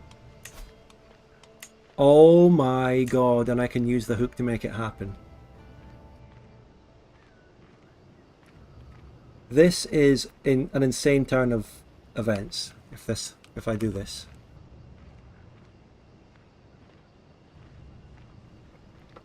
This means that Brexit Geezer blood will flow into the Humph family. They will be united by blood after this generation. Even if they don't know it. Even if they don't know it. The secret died with Willem. But we all know that... I think Humph, let's just say... This is like the Game of Thrones fucking Rhaegar Targaryen Stark level plot twist. This woman is Jon Snow. Humphrey knows the secret. Humphrey knows. On his deathbed, Lord Willem whispered the final secret to Humph about his bastard daughter. This is the Lyanna Stark plot twist. So Humphrey knows, and this is going to happen. Lord Edgar doesn't know. Humph has requested this. That's what the LARP is. We're using the hook to make it happen. This is insane. This is insane. Limond Humph has been betrothed to Melora Flowers, who is the bastard son of my first character. Bastard daughter, sorry. That is fucking mental. But there are more pressing things to look at, which is this shit here.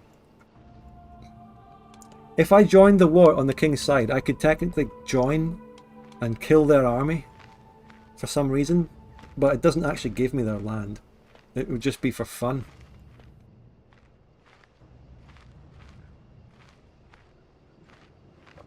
Holy shit, my army's 3k now.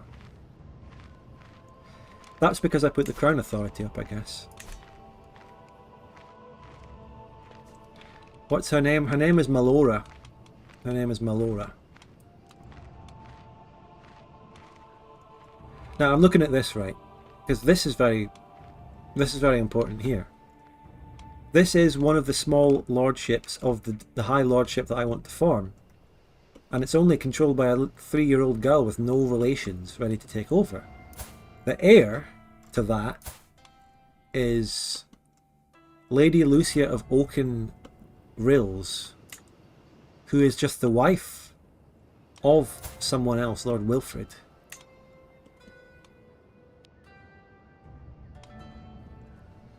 Stalker, thank you so much for the 200 huff. I'm going to name my next son after Dread, but then you can choose another son or a daughter that comes up next. Remember that, everyone. It is Liana. So, if we're plotting here, what could we do to exploit this situation of the weakness in this dynasty to our east?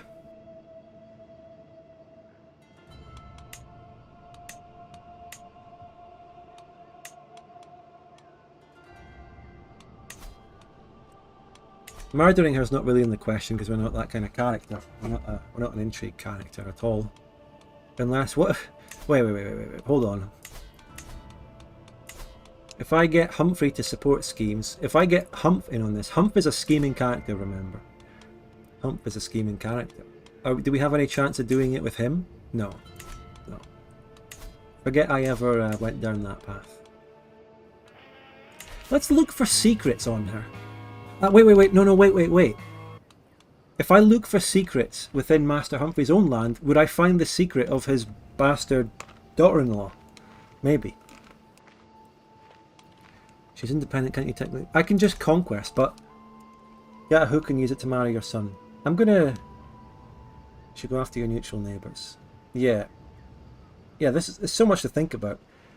Here's something I just want to say about Crusader Kings though, right? The gameplay loop of like get a claim and then just attack in a simple war.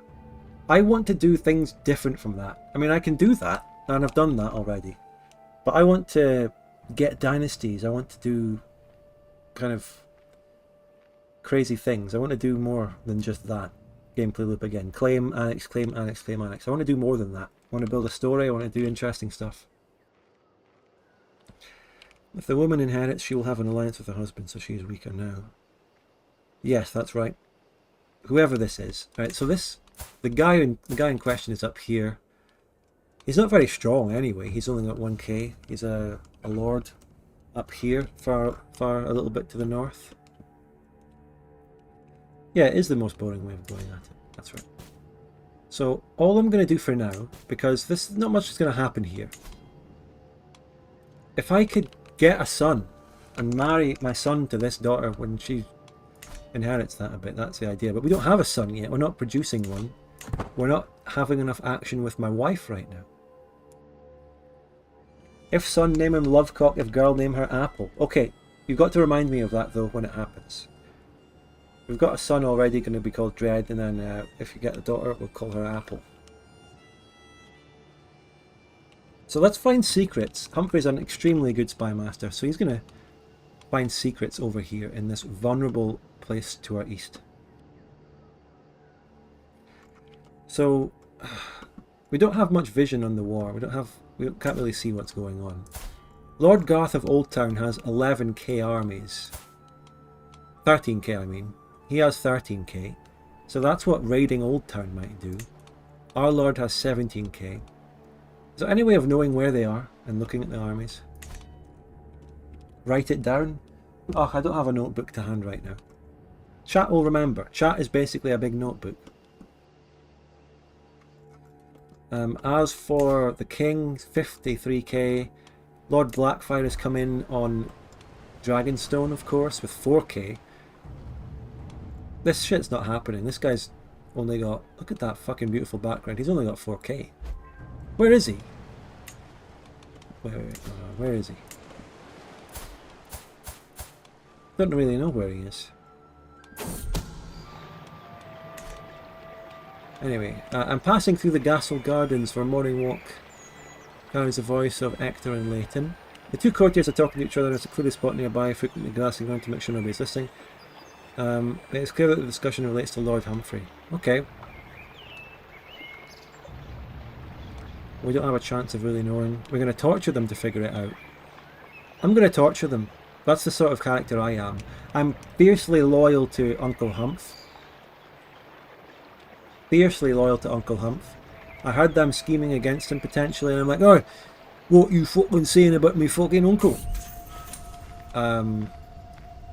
Oh my god, we uncovered a plot to murder Humph. What the fuck is going on?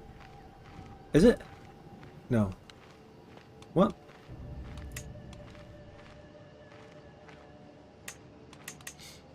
Well, I don't know. Not relevant.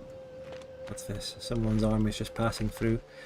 That's the thing about this huge war. There's just armies everywhere. You never know. A big enemy army might just come in and fuck you over. Out of nowhere.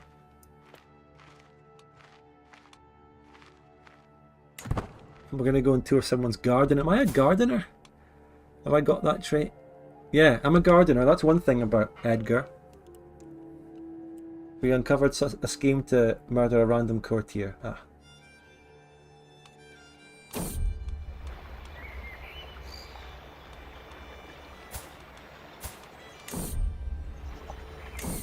Nothing happening yet. Really, no effects to any of those. No effects happen with any of those events. Nothing happened. That was a very nothing burger visit to his garden. Oh no, there we go. Now we just get some nice relations. Maybe a friend. Oh my god, look at this. This is the army of Old Town! The army of Old Town is passing through. Holy shit, so I guess if I had gone to war with Old Town... See? Look at that. That's exactly what I was talking about. Now why are they passing through here? Are they retreating? It's hard to tell what's going on. Crazy. They're away from Old Town.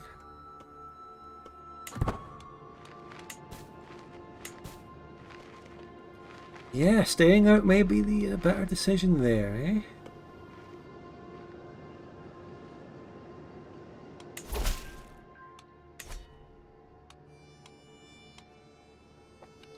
Okay, we didn't find any secrets over there. I'm gonna get him to find his own secrets now, though. I want Hump to find the secret. Well, he knows the secret by my own LARP, but let's say, you know, if he can read it. What land did I give him again? I gave him the province of Petals. So yeah, find your own secrets, my friend. Well, I think it counts for the whole county, or the whole region. They're probably going to the Crown Lands. It's hard to tell how the war's going. I can't see anything. Don't have any vision. But the Blackfriars got fucked. They don't have an army. The Tyrells still 19k. Old Town 8k. Old Town's army's been weakened. I think the Tyrells might have won a battle against them. Crazy that the Tyrells and Old Town have found themselves on opposite sides of the war. Who was Abelard? My Chancellor died. Oh, the garden guy! He's an amazing Chancellor. There you go. The gardener himself. Brilliant. There you go. The gardener. Stewardship gave me money. Let's build some buildings. Sage Crown already has loads of shit. Let's upgrade something here. Water wheels are expensive to upgrade. I want to upgrade rather than build a new building, so I'm just going to save up. Here is an amazing song in the soundtrack for this mod. This mod has its own soundtrack, and this is something really sad actually. This mod has its own soundtrack. I think the soundtrack was carried over from the Game of Thrones CK2 mod, and it just abruptly ended. But I was going to say, I can't remember the name. I think it was something like Aurelion, a French guy. But the maker of the soundtrack for this mod passed away like a few years ago, before the Game of Thrones CK3 thing came out. So it's quite sad. What's this? The existence of the murder Conyon. Why are people murdering that guy? But you know, that he's got that amazing soundtrack in the CK3 mod now. But what is going on? Why are they murdering Conyon? Conine. Terrible.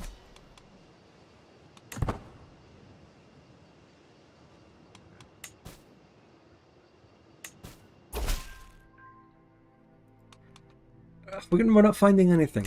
We're going to find some more secrets in our own land here. Find the secret of Humphrey and the daughter.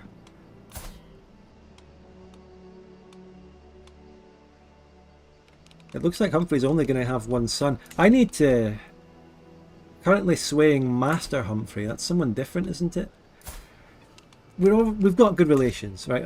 I can cancel that sway, okay? I need to seduce my wife again because this is it's not happening right now. It's just not happening. Edgar looks similar to a Giga Chad. He doesn't look like a Giga Chad, but he's growing up into a decent looking guy. He decided to go for the goatee style. It's great. We have something has happened. I think has the war ended? Has the war ended? The war's ended. The war's ended. I think the king won. It just says that I swore fealty again, but I never didn't. I never wasn't, you know, under them. So the Lord Paramount is back together. I think nothing changed. Neighbouring ruler won war. Your neighbour King Rhaegar has won against Lord Aegon, and he's in jail now, waiting for his fate, the Blackfires. Okay, there you go. So it was Aurelia Ben-Haratz died in 2015. Yeah, rest in peace. He's got this amazing soundtrack to live on, though. That's now in this mod. Edgar looking like a dwarf from Snow White. Come on, what we need now is some kids, okay? That's what we need right now. We got a random person we can ransom. Free money. There we go. It didn't take much effort, actually. And we've got the stupid fucking plagues happening as well. Bollocks. Stupid plagues happening. Wait. We're being raided. What? Are we being raided? I don't think this has anything to do with us. I think we're fine.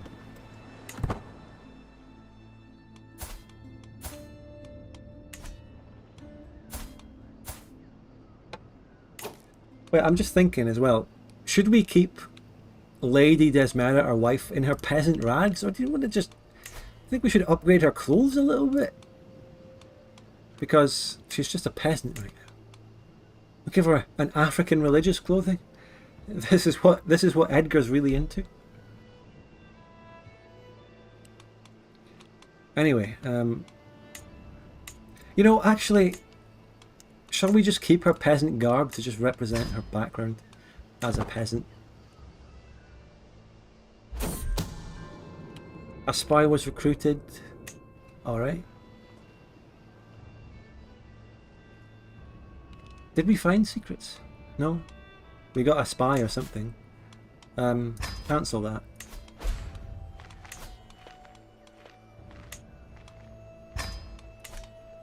Okay. So, we're about to have another kid. If it's a daughter, we name it Apple. If it's a son, we name him Dread.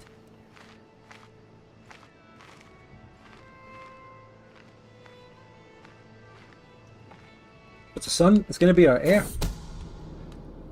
Oh, Otho wanted to murder. This is just some random... This is my maester. Hold on a minute. Evil maniac. You know what? This is... Okay. Alright. Hear me out, everyone. This is the maester who failed to treat my father for his infection that caused him to die. In fact, his failure to treat him, we took the high risk and he failed and made it even worse. And now he's been caught scheming to kill one of my vassals by Humph himself. And he's actually a sadistic, evil maniac. For fuck's sake. And he's not even pious, he's a sinner. This guy is getting... We're going to throw the book at him. We are throwing him in jail immediately. Fuck you. You're no longer my maester, we don't need one right now anyway. So, you are getting fucking tortured. You're getting tortured. What about these other people, though? Anyone want a ransom? Who are you? Another guy called Humphrey. Such a common name. Oh my god, look at this guy! Look at this guy's badge. It's England. It's the Three Lions. He has one of the worst congenial traits. The chicken trait. This guy's the Three Lions. I'm going to release him for a hook, and then maybe we can give him land so that we can have an English dynasty under us. Here's fucking Bernard, random peasant. What's he in for anyway? What's he in for? What did he do? Go to Essos. Just go to Essos. Fuck you. Linnes, who are you? You're a part of a house. You're part of a house? What are you doing? Where are you from? Daughter of the late Lord Emmon? Huh. What, you've got kids. Who is this? House Hutchison. Probably captured in the war. Yeah, yeah. John Offering. My uncle? What? Oh, it's part of the Offering dynasty, they were the people who formerly owned Sage Crown. Alright.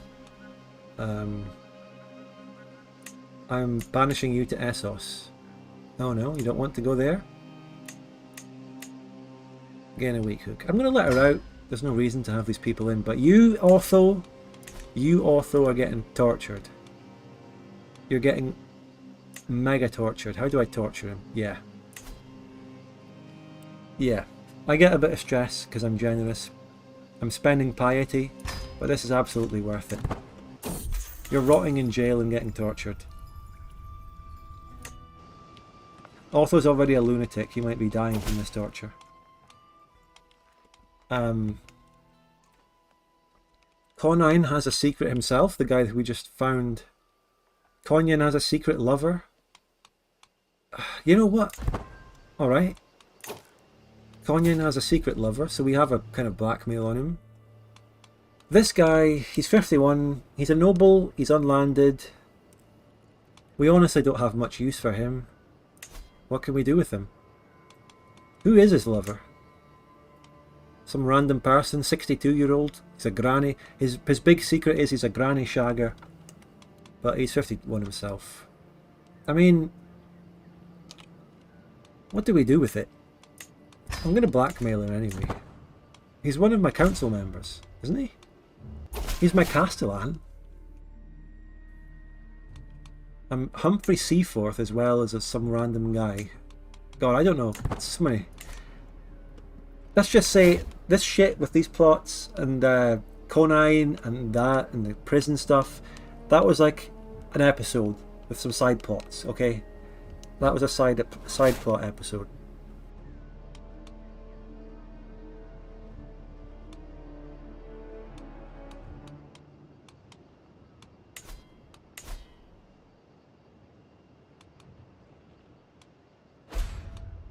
I think I've gotten good relationships with my vassals now though, because I've had, you know, not great. Let's get some swaying on Lord Lyman of Oakshell. We don't need to seduce the wife, we already got her pregnant.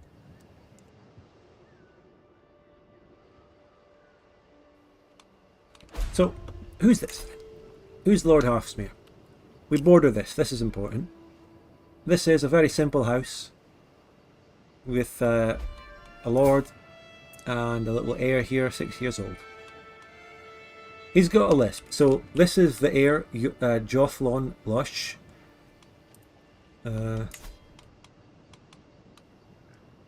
What if I marry him to my daughter? Or betrothed?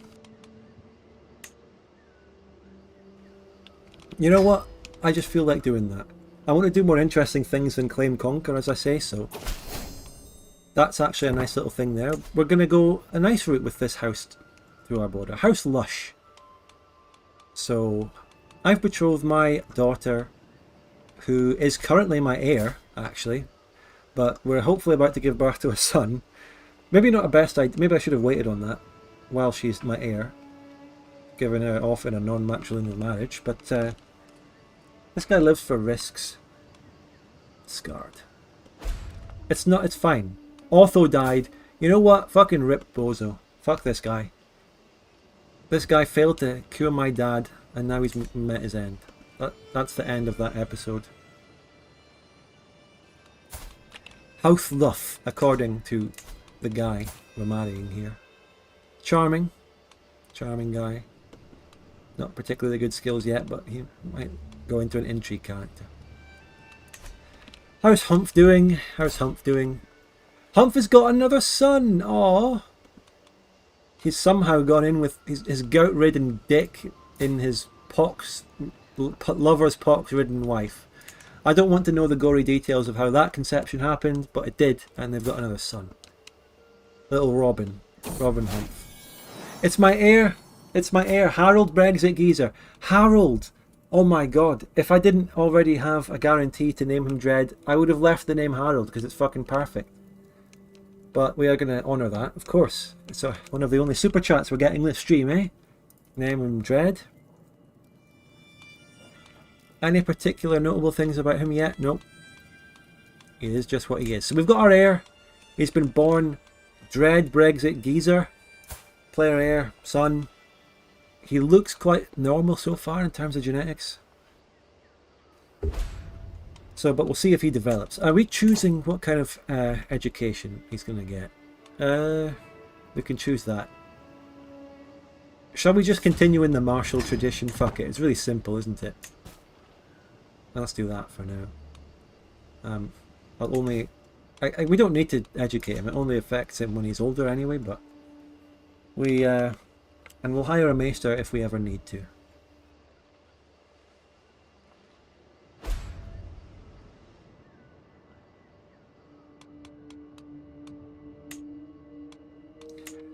So there's another place up here that we'd want to get. Schemer discovered. Oh my god. My sister's over here, married off to Lord Turquin Merryweather, but she's been plotting against someone. Who's Tenda? Tenda is actually the lass, the granny, who my courtier Conan is shagging, and for some reason my daughter Fiorentina is plotting against her. So I mean, what is even going on? There's just schemes within schemes. And by the way, my sister Fiorentina, who we named after a request from the previous stream, has had a son, now the heir to the Merryweather area, who we have an alliance with, very strong, 5k army guy. Here, does he still have an army? Is he? Is this still happening? Did he lose his land? He lost his land. Did he? I'm confused. Hold on. He's not actually... He is actually just the heir to this place. Right. He's just the heir. They're rivals. Okay. Oh yeah, the reason being... They came to blows over political... Tenda is a Remainer!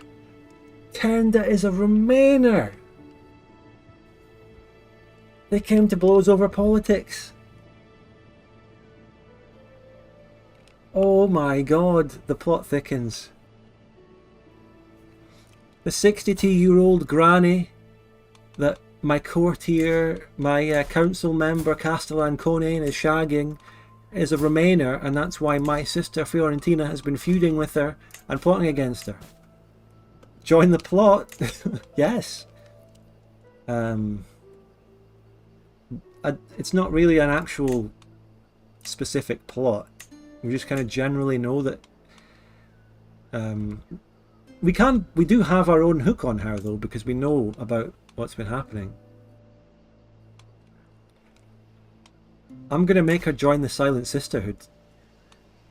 We're gonna blackmail her because we know the lover's secret with Conan. So we're gonna send this Remainer over to join and become a nun. We're gonna deny Conan his love, make her become a nun. Right, you. I'm gonna send her away. We do have the ability, we can imprison her for what she's done, tech. Oh, we're gonna go to a tournament. Oh shit, that's amazing. That's really good. That's amazing. We're gonna go in a tournament now, and we're a very strong character. That'll be good. Anyway, we're gonna send her to the Silent Sisterhood. We're gonna use the blackmail on her. Away you go. Look at her, she's put on a hat, she's a nun. Amazing plot lines here. Plot lines that we get here. Did anything happen to House Hightower? Is that the Old Town folks? they're still going. Lord Garth has been in for a long time with his weird consumption wife. Plenty kids. Although they're all daughters, actually. Only daughters. Anyway, we've got a tournament to go to, so let's see if we can fucking fight that. We're in our prime, we're 20. Maybe I should have imprisoned her though, instead of sending her away. I think we're generous. This character, he's vengeful and he's diligent and everything, but he's not brutally sadistic for no reason. Now, okay. Oh, next thing we have to do. Okay. Let's just go down and get the gallant trait then. Captain effectiveness would be great for our knights and shit, I think. So we'll get that.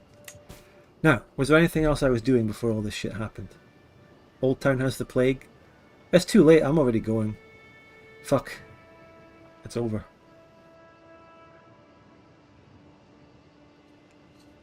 There was all the other shit happening though, so... This house up here, I was going to look at them. 60-year-old Lord Warren is in charge. His heir is his son Aegon. He's got his own son, so there's a healthy dynasty up here controlling that bit in my duchy. We've also got these people to the south. The last 4 places that we don't own within the duchy. I only need to take 1 more of these and I can form it. This one here looks pretty vulnerable. Lord Imry. Lord Imry is married to...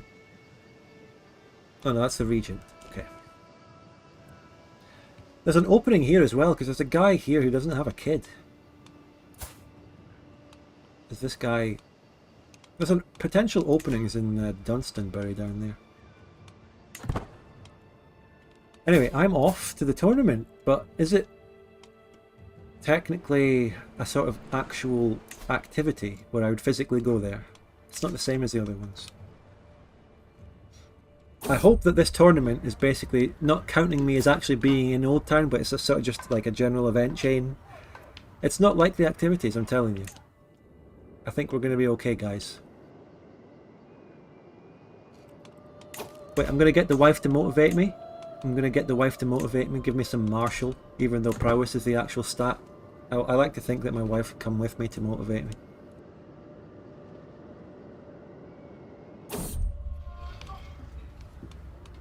Oh well, that's me out then. I got... Oh, fantastic. Amazing. So much for 23 prowess. Well, that was shite. Oh well. Back to diplomacy, please.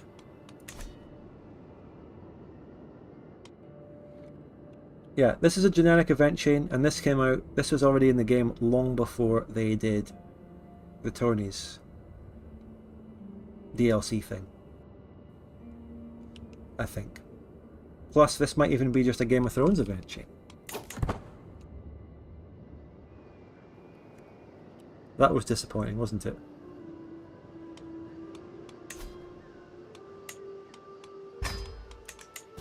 Alright, stationing man-at-arms. Okay, let's do that. Never done it before. Oh, place a bet? These two are fighting. 20 prowess versus 17, so I'm going to bet on Master Garmund. I'm going to bet 15 quid on Garmin, come on. Yes! Hey! Nice! What about these guys? 20 prowess, 25. I'm betting on Master Philip. Look at these old geezers who are fucking continuing in the tournament. Young 20-year-old Edgar in his prime got knocked out, and these old geezers, fucking Joe Biden hobbling out here, are the people remaining in it. Betting on Master Philip, come on. Hey, just bet on the guy with better prowess, guys. It's simple. 10 versus 13. Again, just fucking old people. Betting on Lord Theo.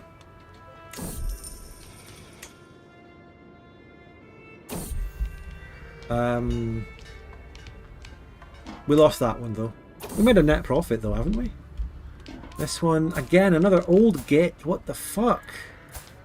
22 versus 16. I'm betting on Lord Cassander. Come on. Come on. Hey! I'm getting bored of this now. Another old geezer. Lord Allen. 39. Wow, this guy's amazing. Authoritative, brave. Well, I'm betting on him, Lord Allen. I don't even know why this is fair, betting on the guy with bigger prowess. I guess it didn't work that time. I guess it doesn't matter. Anyway, I'm sick of this now. Keep going, keep going. I should not have accepted the events.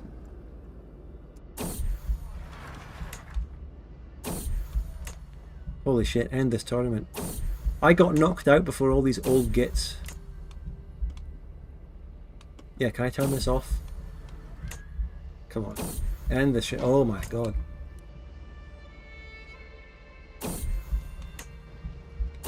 This is worse than plague events, guys.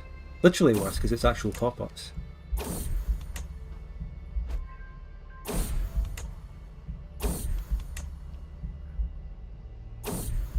Who knew Old Town was a retirement home? It's in the name. Haven't all these people died of the plague? Edgar just wants to go home. I know. So bored. There we go. A bit of relations with Lord Garth. Yeah, good luck with the plague, mate.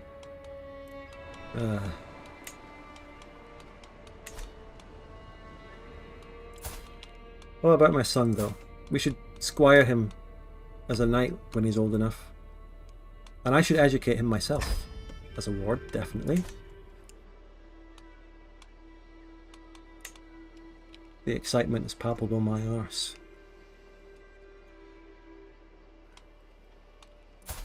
So if we look at this shit again, if I look at my claims, growing strong, she's not sickly anymore, which is good. If we look at the High Lordship, I do need to own 4 and then pay 212 and we can form that.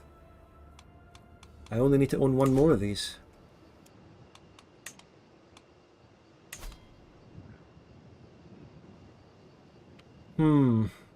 I think there's an alliance here, but it's not very big.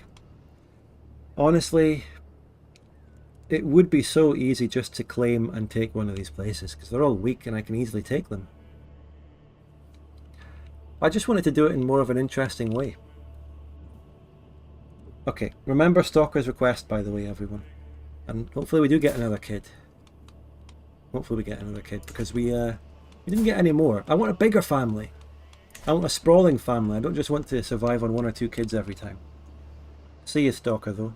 Great having you around. We need a bigger family than this. But I'm going to build up money right now. And in order to do that more, I'm going to give my wife stewardship focus. Collecting taxes, keep doing that. Okay.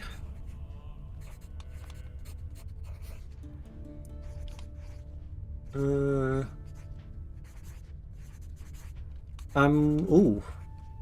I can either let my son go and get the education or do mine. I'm going to give it to my son. Scheme to fuck your wife. Well, I'm already trying to sway one of my vassals here.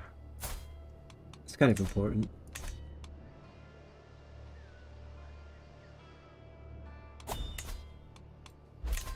Well, wasn't Lord Orton the feast we already went to? Anyway, let's go. Let's go to that feast. Something to do.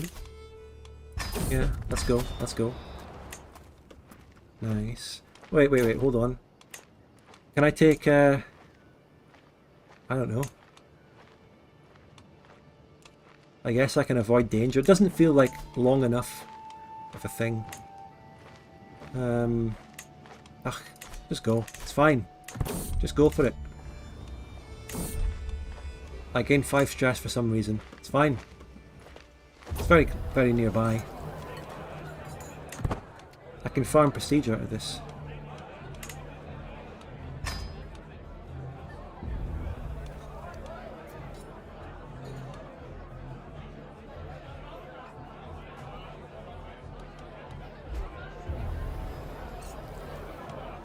We swayed him very well, so let's do this thing again to... Can't do it while I'm travelling. I'm away.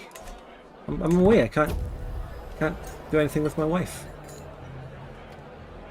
So we're learning about Lord Humphrey's murder secret. What?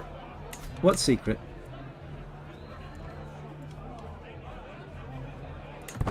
I don't even know what that one is. So we're enjoying ourselves. What do I want to do about this? I want to gain prestige, please. Yeah.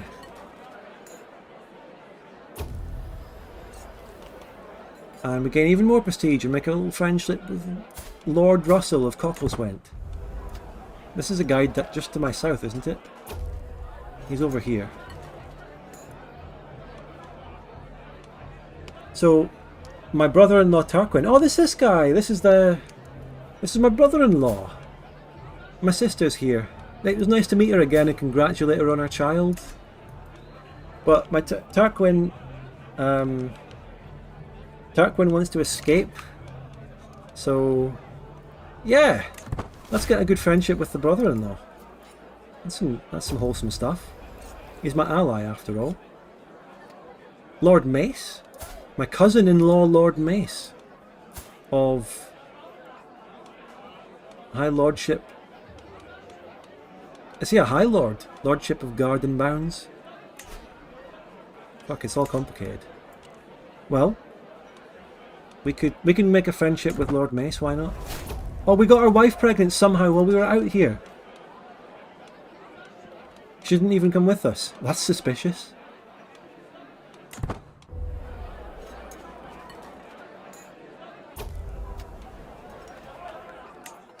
Alright, we are absolutely farming prestige at this feast. Absolutely farming it.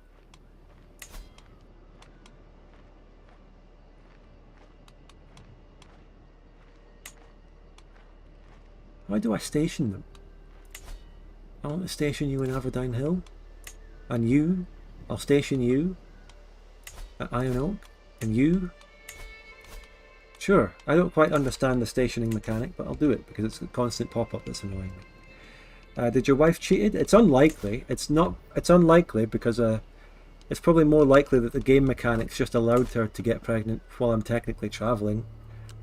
But still, maybe we can try and uncover secrets in our own place again, just in case, and maybe we'll find something interesting.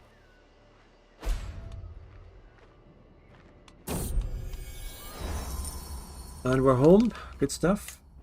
We're not needing to sway anything. Yeah, good. Okay. So, a long day of training with troops comes to the end. We found a ruin. Oh, adventure. Oh! Darkness, dampness. Peering up the decaying stairs, I spot what might be the remnants of lush tapestries. We can either face our fears and go downstairs, or get a stewardship check of 60 gold.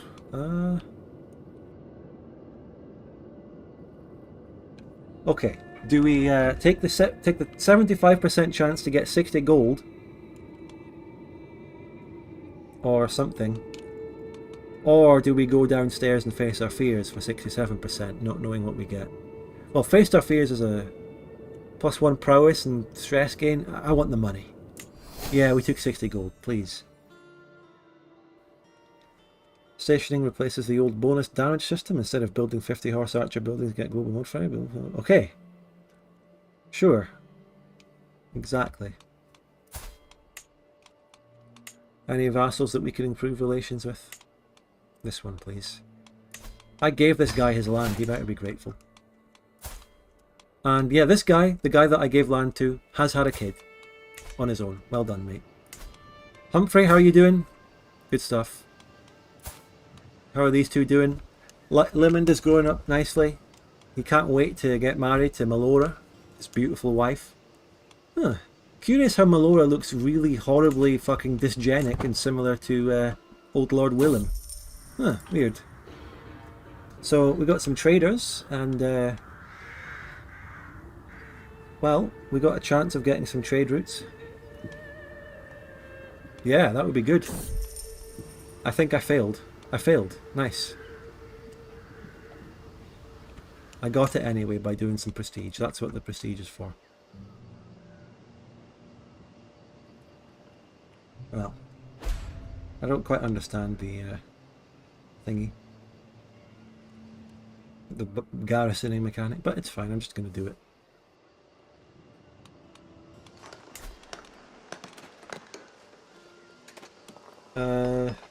I'm going to upgrade the Hunter's Lodges.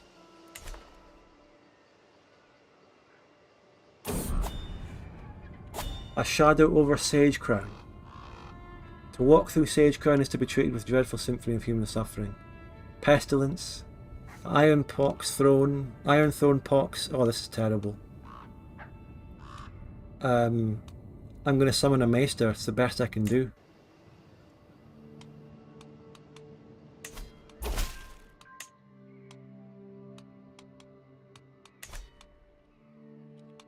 Okay, we didn't find anything. Go to disrupt schemes.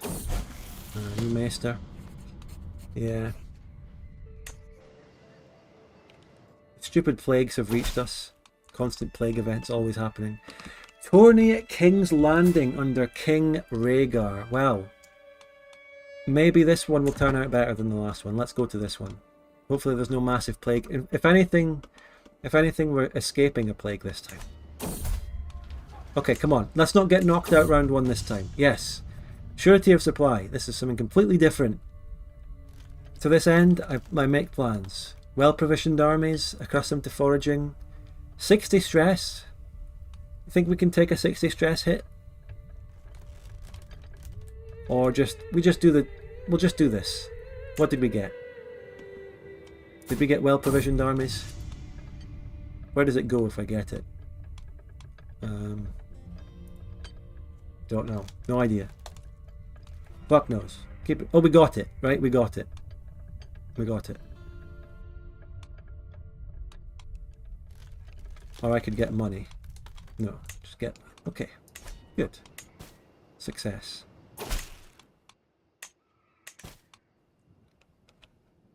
Secrets? No, I can't afford your secrets. I lost all my money.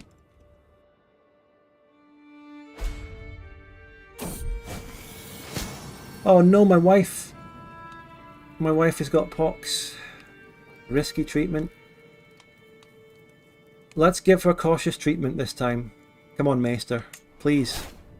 Reduce the symptoms. Good. Oh, it's me! It's me now! It's me! The fucking pox is spreading. Pox is spreading. Give me cautious treatment. Okay, we're doing better. We've got reduced symptoms. We took the risky treatment whenever we got our bullshit with the Lord. We're at the tournament and we immediately get knocked out. This is absolute bullshit. And I'm not going to watch a single other thing.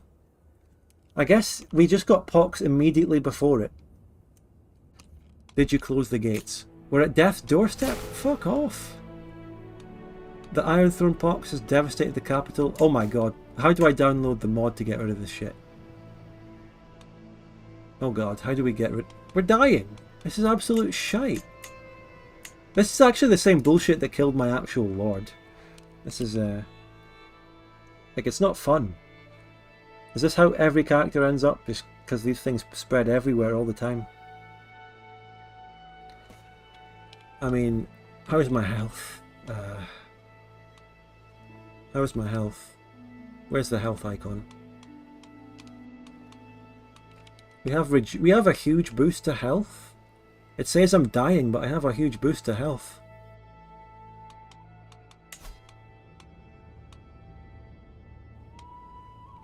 I don't know. We need to isolate the capital. It's already too late. Everything's got it.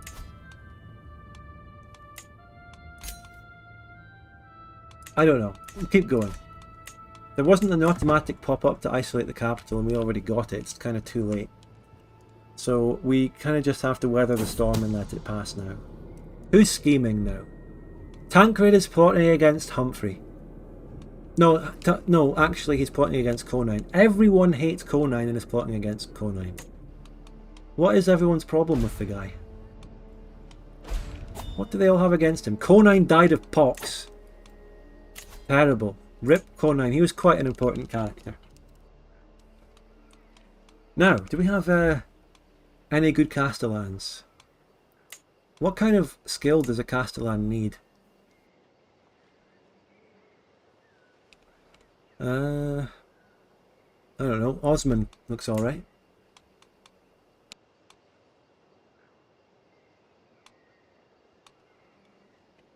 I don't know. Do stewardship. You're good at that. Make me some money.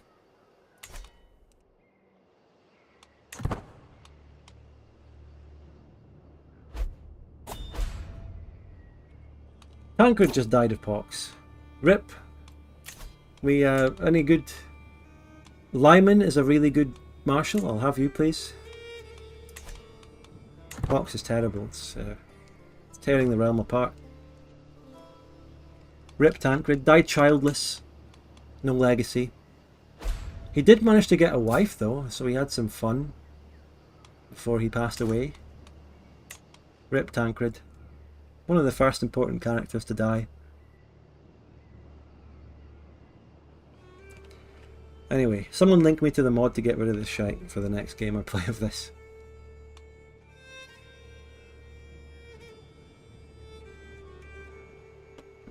Humph has seen some shit. How is he doing? We've got another son, and can someone remind me what Stalker wanted me to name him?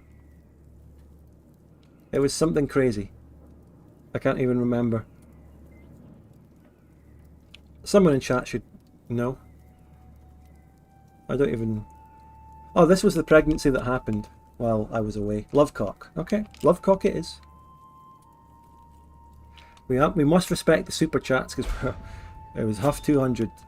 We're not getting many of them these days. Oh. So now it's the steward's turn. Anyone of any use? Chancellor of the Exchequer. Oh, just put a 9. It's fine. Authority of King's Landing. Ah, fuck that.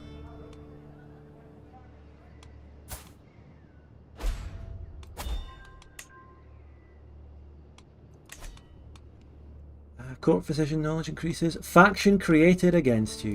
What? Peasant rabble. Peasant rabble. Can I send my wife to soothe them down because she's a peasant lord? The peasants. Well, what am I doing? I'm trying to increase county control in that place. My son, Dread, has fallen ill. Be cautious. Reduced disease symptoms. Okay. Everyone that got the pox got reduced symptoms. Oh, fuck off. Okay. At this point, though, with these fucking pox, seriously, it's literally unplayable with these fucking plagues. It's actually unplayable. I can take the first death of the original Lord, right? Willem. That was fine. It led to Edgar, who's an amazing character, but Edgar's already dead because of this shit. Who had a really good health boost because we actually calmed down the plague fucking things, and now it's Dread. Don't get me wrong, I'd like to see Dread's character, but can we not have him... I wanted it to be normal. Is it possible to revert a save and install the get rid of the remove plague within the same campaign?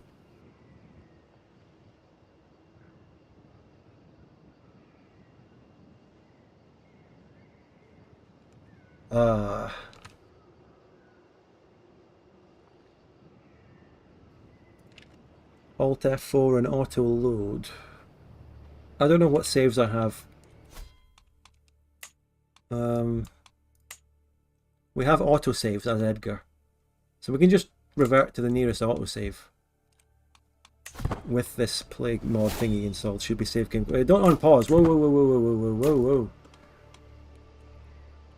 Right, we're not gonna let this happen. I remember looking around and seeing loads of important characters dying to plagues as well around the world. Like, Fucking Willis. Lord Mace, I don't know. Everyone's dying to this shit. It's terrible. And this is base game shit that's in the game. This is like Paradox trying to ruin our fun. They thought we thought we had a good Paradox game going here. Modern Paradox game. Anyway. Luckily we have the out of sync screen. Exit to desktop. Now let's get this installed. Bear with me a moment here. No more plagues.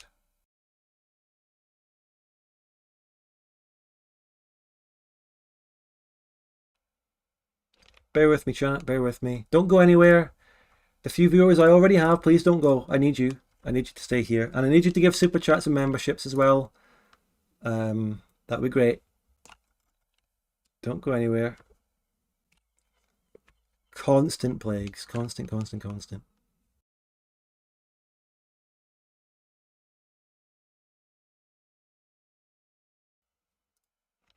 I'm installing the mod as we speak. I'm going to add it to the play thingy in the launcher. We're going to fix this. No, viewers, don't go. Don't go. No. No, don't go. You can tab out. Leave me in the background while I do this. It's okay. Go to another tab, but don't leave. I need you. Trust me. This is going to be great when it works. I've still got fucking Phil Foden window open here. I need to close that as well. It doesn't even lead to interesting events. It just fucks everything. Yeah. Yeah, exactly. I was even doing good against it. I was fucking getting the plague doctor. I had the maester. We got positive events after all my characters got it, but still he dies. It's absolutely ridiculous. I mean, what are Paradox thinking with this crap?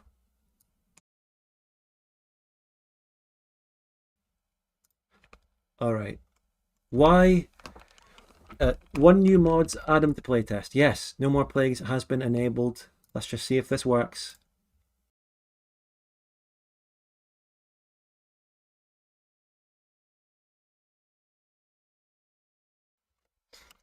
Loading up the game again, everyone, please bear with us.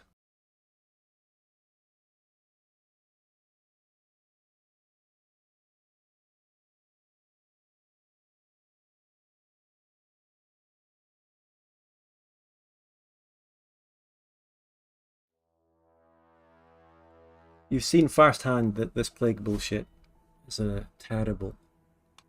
Load an autosave. This is the most recent autosave as Lord Edgar. See, the problem is, I don't know, will he still have actual plague modifiers? Because we got rid of the plague events that spread, but we already kind of have it. So we might already... Now let's see. Because he looks plagued. He looks physically plagued. He has pox. Look, it's pox. It's still there. How does it work? Does this shit work? The plague is still there, right on us. We're dying. The iron pox literally just devastated my capital immediately. What the fuck is this? Is it working? My son just got it. Oh, it's going well so far. Great fucking sub mod. Aggravated wound. Conan dies again. This doesn't look like it's an improvement. We got if anything, we just got a worse. It doesn't get rid of... Okay, how do we save edit out the existing plagues? Because we don't have a chance of going forward. We're completely devastated by plague in our only saves. Completely devastated by it. It's fucked.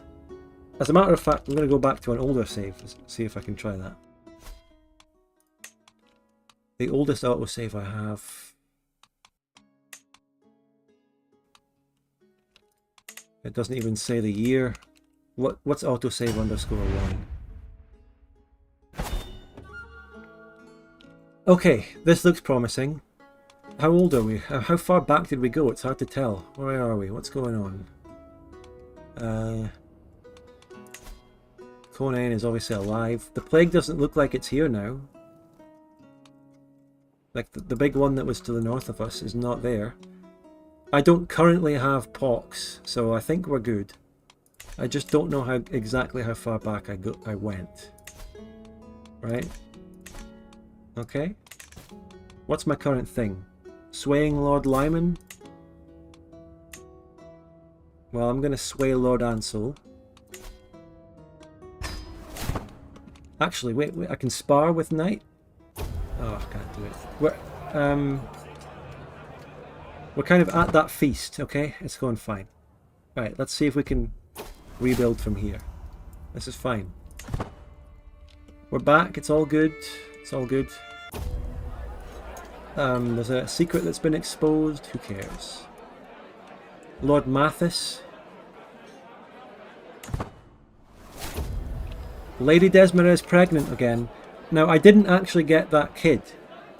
The kid that we had, that we named Lovecock, or whatever it was, hasn't been born yet. But we did get the wife pregnant again around the same time. It was like a year before, obviously.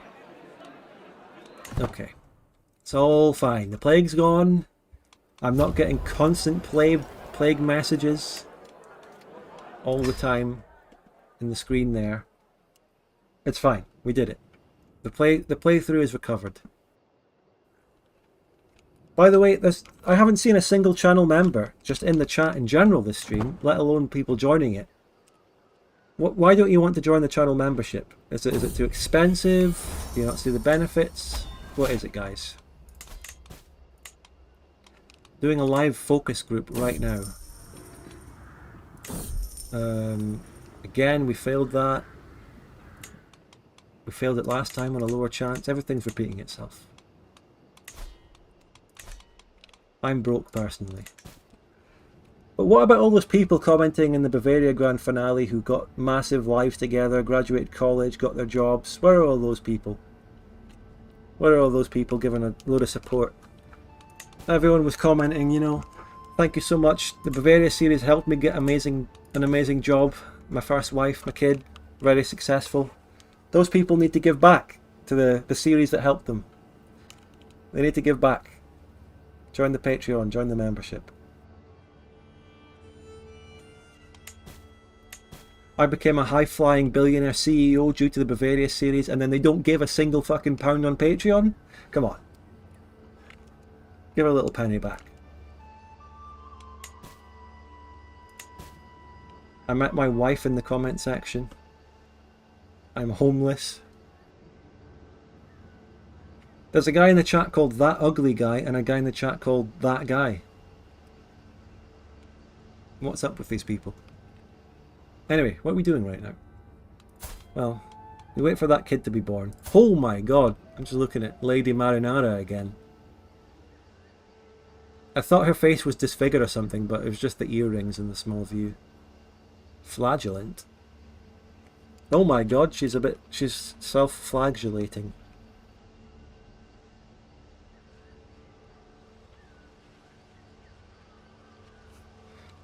Well, she's dressed well though. Lord Tanton down here has given her some luxury. It's a daughter this time, that's actually crazy, isn't it? I remember that Stalker wanted to name a daughter Apple. Funny how fate changes things. It was a son in the first playthrough. So, now we're getting to learn that Gerald Guilford, a random unlanded guy visiting the court, is a sodomite. I have to pay you 25 quid to learn that this guy is a sodomite. A 54-year-old infirm guy. He's probably got AIDS. And we have to learn that for 25? I'm not interested. Who is she? Like the fucking newspaper tabloid reporter at the court? Trying to tell me this bollocks? I don't care. Did you know that that random unlanded 54-year-old sodomite is a sodomite? I just don't care about. I don't care about your gossip. Put it in the Daily Mail. Lady Alethea, is this someone important? Who is this? Nope. I don't want to know about the Casus Belli's on random Essos things.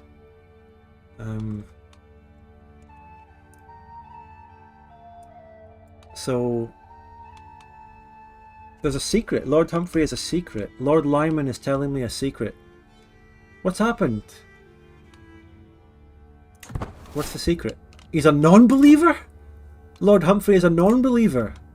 I don't care. I thought he was going to tell me something. You know, I was thinking, oh my god, is Humphrey doing something bad? Is he plotting? No, he just has a crisis of faith in the Seven. Now, oh my god, is that Tyrion? Holy shit, it's Tyrion, and it actually really looks like him. I didn't really look at what was happening in the Lannisters' land. Tywin died of mysterious circumstances at 43. Wow.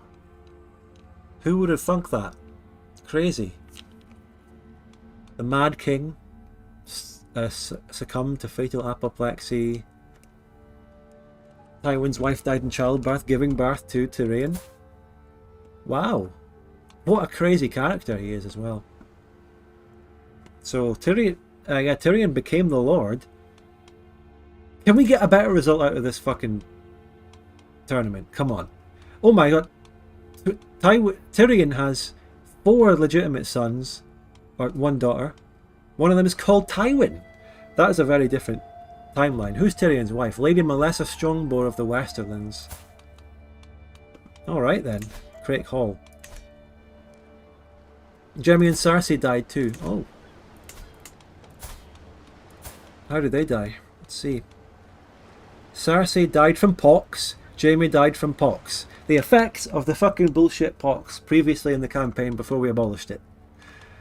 Jaime and Cersei died of pox. No doubt they gave it to each other. Of course they did. Jaime was a Kingsguard. I guess he served out the last of his Kingsguard without killing the Mad King as he did. So let's go to Tyrion's tournament then. Probably. Well, will we get knocked out in the early rounds again? Yes, come on, come on, come on. Come on, take the reins, Humphrey. What's this? Yes. I want you to improve Rosewood. Humphrey, get on it, my lad. Good job. Daenerys, is she still alive? Okay. Let's check that one. Good question. Where would she be? There's Jon Snow. So Jon Snow is officially legitimized. Prince Aegon, Rhaenys. Where would Daenerys be? That would be a sister of Rhaegar, wouldn't it? Was she even born? She wasn't born yet, was she? The plague killed so many interesting characters, yeah. Well, I don't think anyone here did.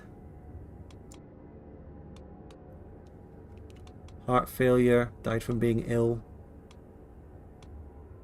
Where would Daenerys be if she's alive? It may just be the case that she wasn't born yet.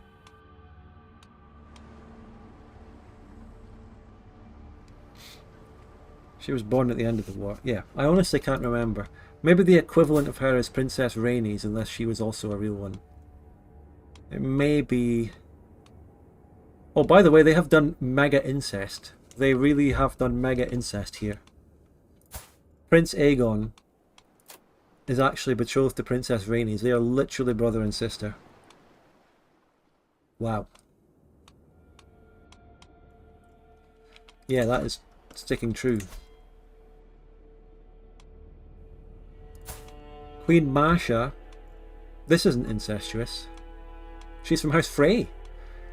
King Rhaegar ended up marrying a Frey. And that's a later marriage, I believe. This is a later marriage.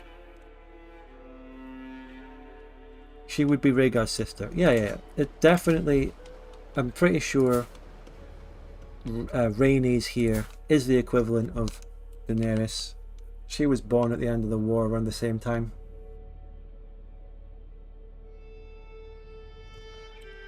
So she's born by event in this, if the fall of King's Landing happens, but it didn't happen. So yeah, she didn't get born officially by event, but there is an equivalent that gets born around the same time to the same parents. Yeah, it all makes sense. Oh my god, this is ridiculous. Why can't we get anywhere in a fucking tournament, ever? We've 23 martial prowess thingy, and I was doing I was looking at all the other people fighting who got through in the tournaments, and some really shite people got through. Some really shite people managed to get through. I don't know. I don't know, guys. Lord Imry's feast. Well, where's this guy? Dunstanbury. Down south a bit. Ah, fuck it. Let's go. It's not too far.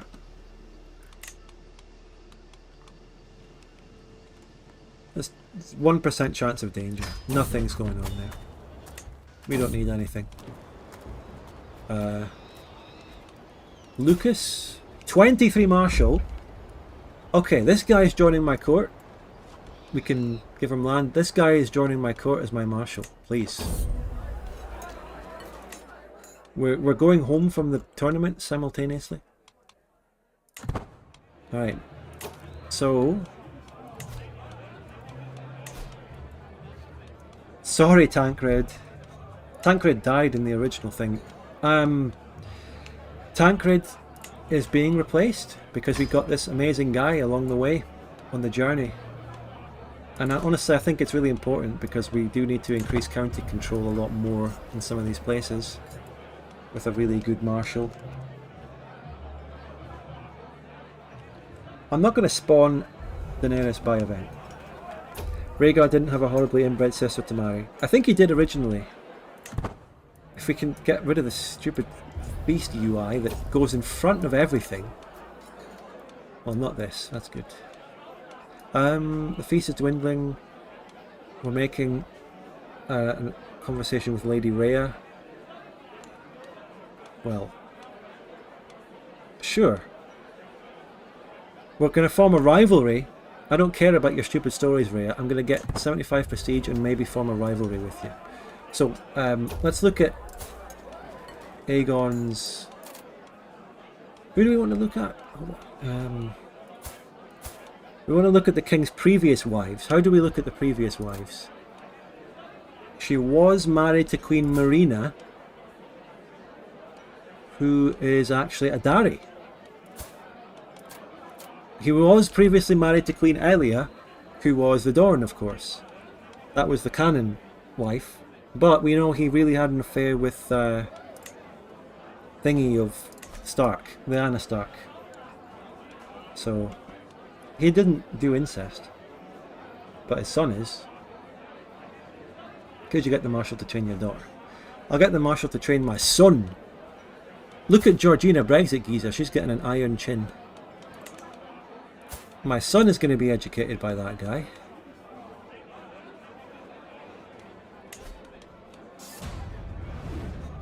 Can I do that? Educate child.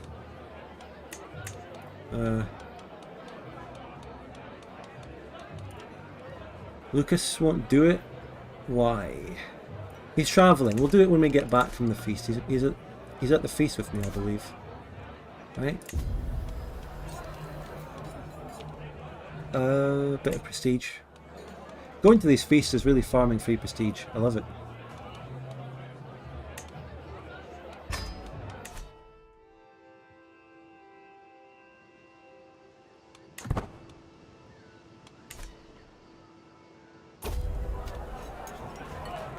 So Lord Orton slaps him on the back. He says, "I'll do anything you ask of me, anything at all." He's drunk. He's made a promise. So we just get a weak favour. Who's this? Lord Orton, actually. This could be a good guy to have a favour on. His son, of course, is Tarquin, who my sister married, and they have 2 kids now. Congrats, Matheny. And this is the heir. This is a very close relationship we have with... actually with this High Lordship. So, Full Harvest is actually the neighbouring High Lordship to the east, and we have a very good relationship and an alliance with them on account of marrying their heir to my sister. So that's very good. And now we just have a weak hook on him.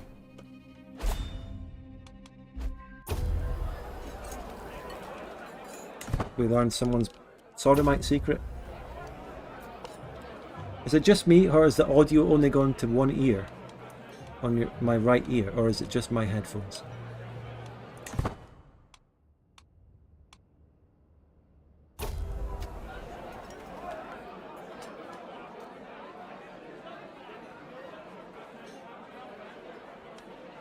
Is it just my headphones being fucked right now?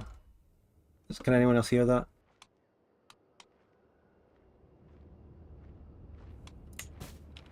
Always so much bullshit. I'm not seeing anyone in chat saying anything, so I guess not. Now, who do you want to make the Castellan? Tancred. Oh, Tancred! Of course! Yes, Tancred, we'll bring you back. Tancred, of course. Oversea Realm. Give me some Marshal.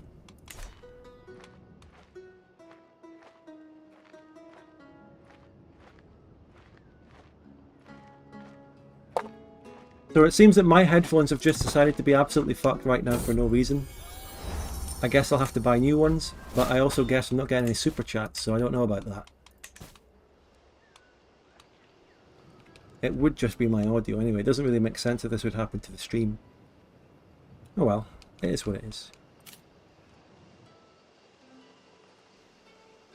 Now, what were we going to do? We were going to do something.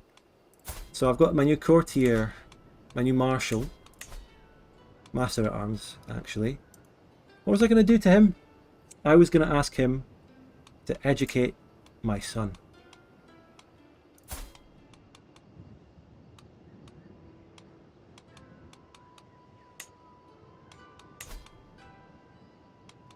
How do I get him to educate my son?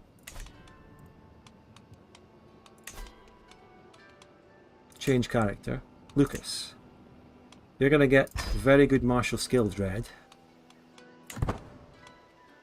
Also, Lucas, I'm going to spar with you. I'm going to spar with you. On guard. A blow from my dagger. You think you're fast as someone as famous to me? I don't know. No increase to your likelihood of success.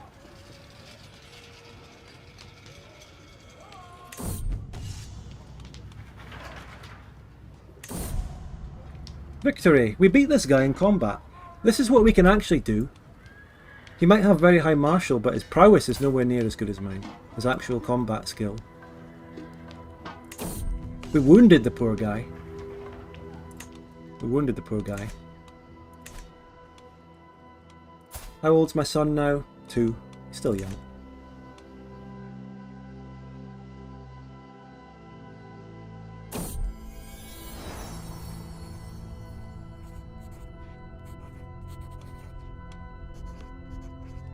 Red is getting bossy. Probably quite good.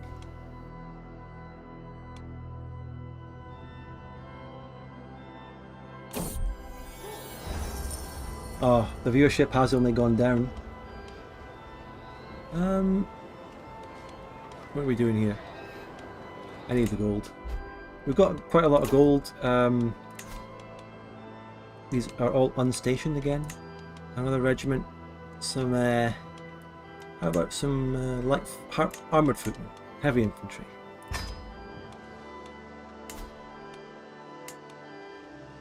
And a wee cheeky upgrade to the Hunter's Lodges.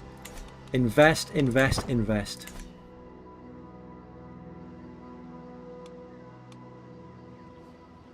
Hello, Nicholas.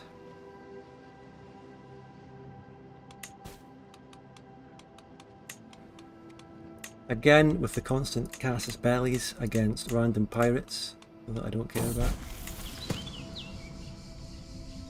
Hey, look, an alliance.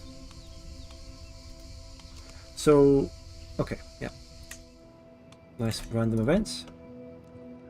Station your man-at-arms buddy. Well, I've already told you that I don't give a fuck about this random mechanic I know nothing about. So why would you just tell me to do it? I mean, this seems... Let's just do it, okay. I don't know what it does.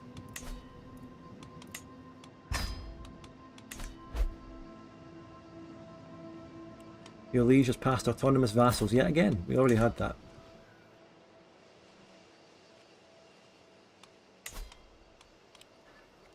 Limond Humph, son of Uncle Humph, is 1 year away from being old enough to officially marry Melora. Let's get Humphrey looking for some secrets again. It's never worked, but I like doing it. I like a bit of that.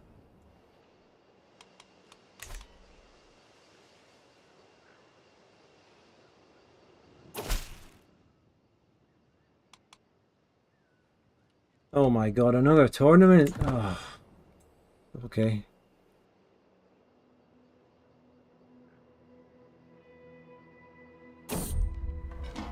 For glory!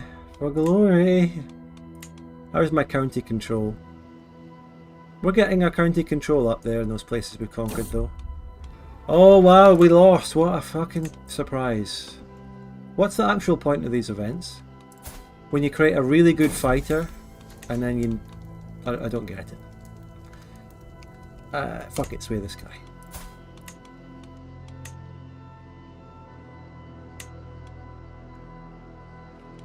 We don't need to sway that guy, we need to sway this guy.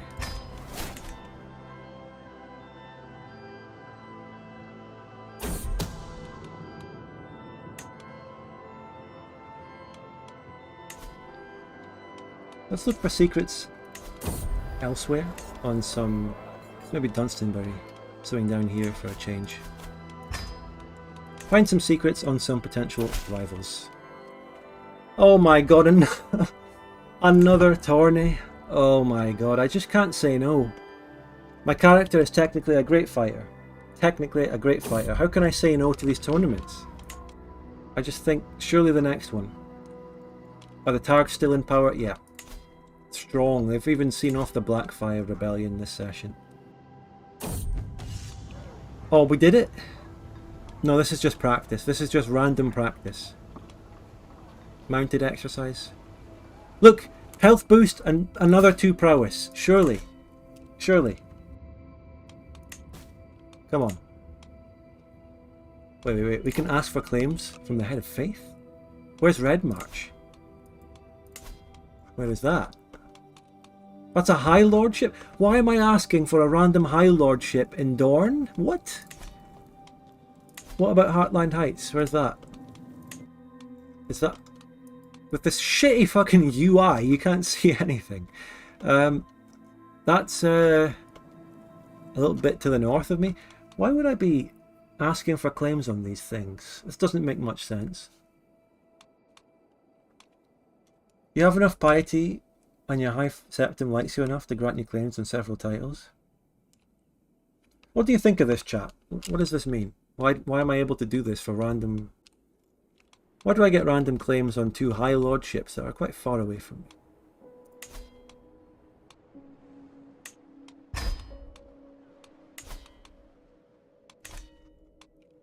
What do you know about this, chat?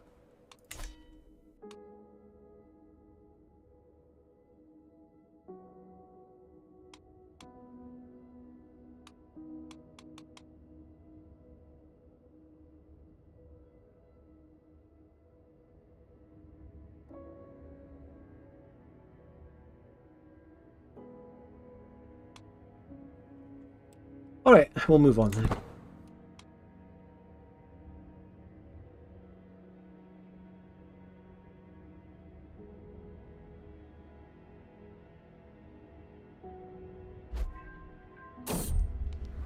It's money.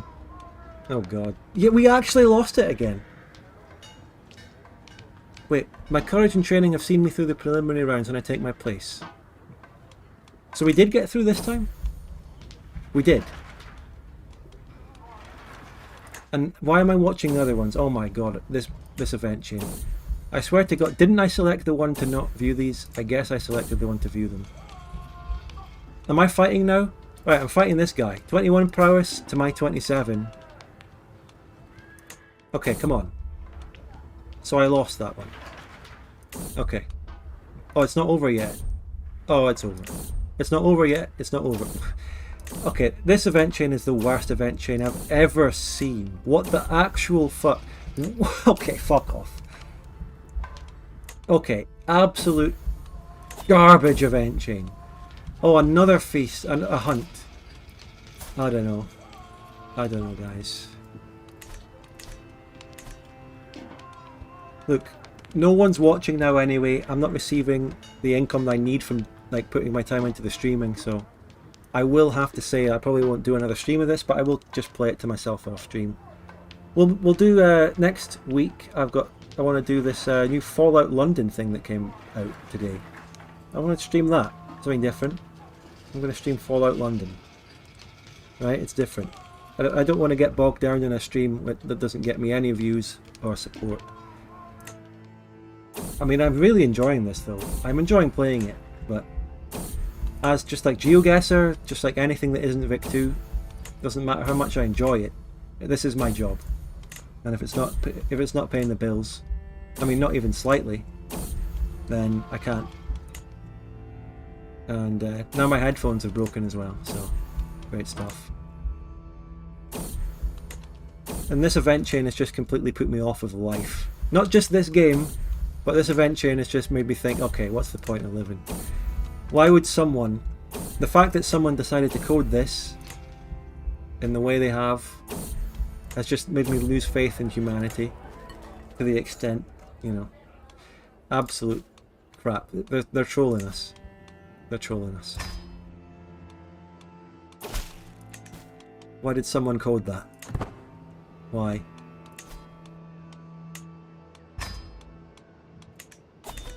I can't believe it. So, they're getting married now. Beautiful.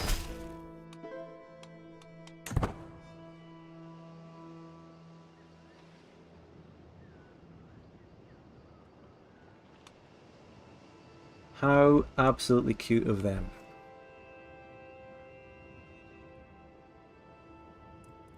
Alright, another third of the viewers have left. Right, thank you everyone for those who did watch. I'm going to call it and play off stream probably over the weeks, and we'll come back with something. So that's Crusader Kings 3 ruled out for streams.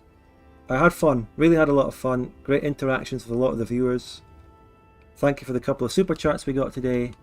Have a very nice rest of your week, everyone. Bye.